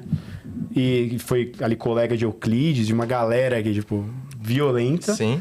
E que educou Alexandre o Grande, que foi o Exatamente, maior líder, maior conquistador da história. Imagina a mentalidade. Mas você ali, imagina cara. o que tinha na cabeça desse cara, meu velho. Meu Que amigo. absurdo. Eu escrevi Alexandre Grande porque eu achei que você ia falar Alexandre Grande, porque é quem eu escolheria pra conversar, cara. Passou na minha cabeça. Sem dúvida é um que eu gostaria. Cara, imagina. Eu botei Aristóteles na frente dele porque foi o professor. Então, Porra, legal. se você quer absorver de verdade, Vai acho que na teria fonte que... ali, né? Nossa. Vai na fonte. Pô, cara, que baita episódio. Fantástico. Hein? Fantástico, muito bom, cara. Igor. Muito bom. Igor, obrigado, cara. Foi assim... Pô, daria pra gente... Como eu falei de novo, né? Daria Caramba, pra gente... meu, tem papo aqui pra 8 podcasts diferentes. Vai ter Cara, que voltar aqui então. Não, Igor. vamos... Maior prazer. Vamos combinar. Nossa, tem que ser. Onde que o pessoal te encontra nas redes sociais aí? Pô, legal. O Thales fica me falando que eu preciso começar a criar mais conteúdo. Aí, ó. Vou começar. Já tô tentando, mas principalmente no Instagram. Então, @htorquia. Torquia escreve Torchia. A gente vai colocar aí no... E LinkedIn também, Igor Torquia. Só me procurar lá, mas principalmente Instagram, onde eu gero mais conteúdo mesmo. Maravilha, maravilha. Então, galera, aproveita para seguir a gente também. A gente tá em todas as redes. YouTube, Spotify, Instagram, até no TikTok é @amesadegout. Sigam as minhas redes sociais também, né? Porque... Bom, vamos lá, vamos aumentar os meus seguidores, hein, galera? É Rafa Gama, com PH, Eric... O Rafa tá chegando em 200. 200 mil. seguidores já. E o do Eric? Eric.pmarques. Vamos colocar tudo aqui embaixo na descrição para não ter erro aí para vocês. É isso aí, galera. E só mais um detalhe. Foi tudo gravado aqui com o Cloud. A gente vai gerar o resumo e quem quiser... Tem também cupom do Cloud? É a mesa de Gaut, não é A isso? mesa de Gaut. A mesa de Gaut, né? A gente vai deixar os detalhes aí na descrição Já para que quem veio quiser. aqui, né? Já que veio, já fez o pitch dela já. Porque ali vende tudo. Vende tudo. Pessoal, obrigado por mais um episódio, Igor. Obrigado, Gente, irmão. Foi brigadão, que maravilhoso, cara. baita conversa. Obrigado Baita mesmo. conversa. Tamo junto, Valeu. gente. Até a próxima. Mais Valeu. um pra Falou, conta. galera. Valeu.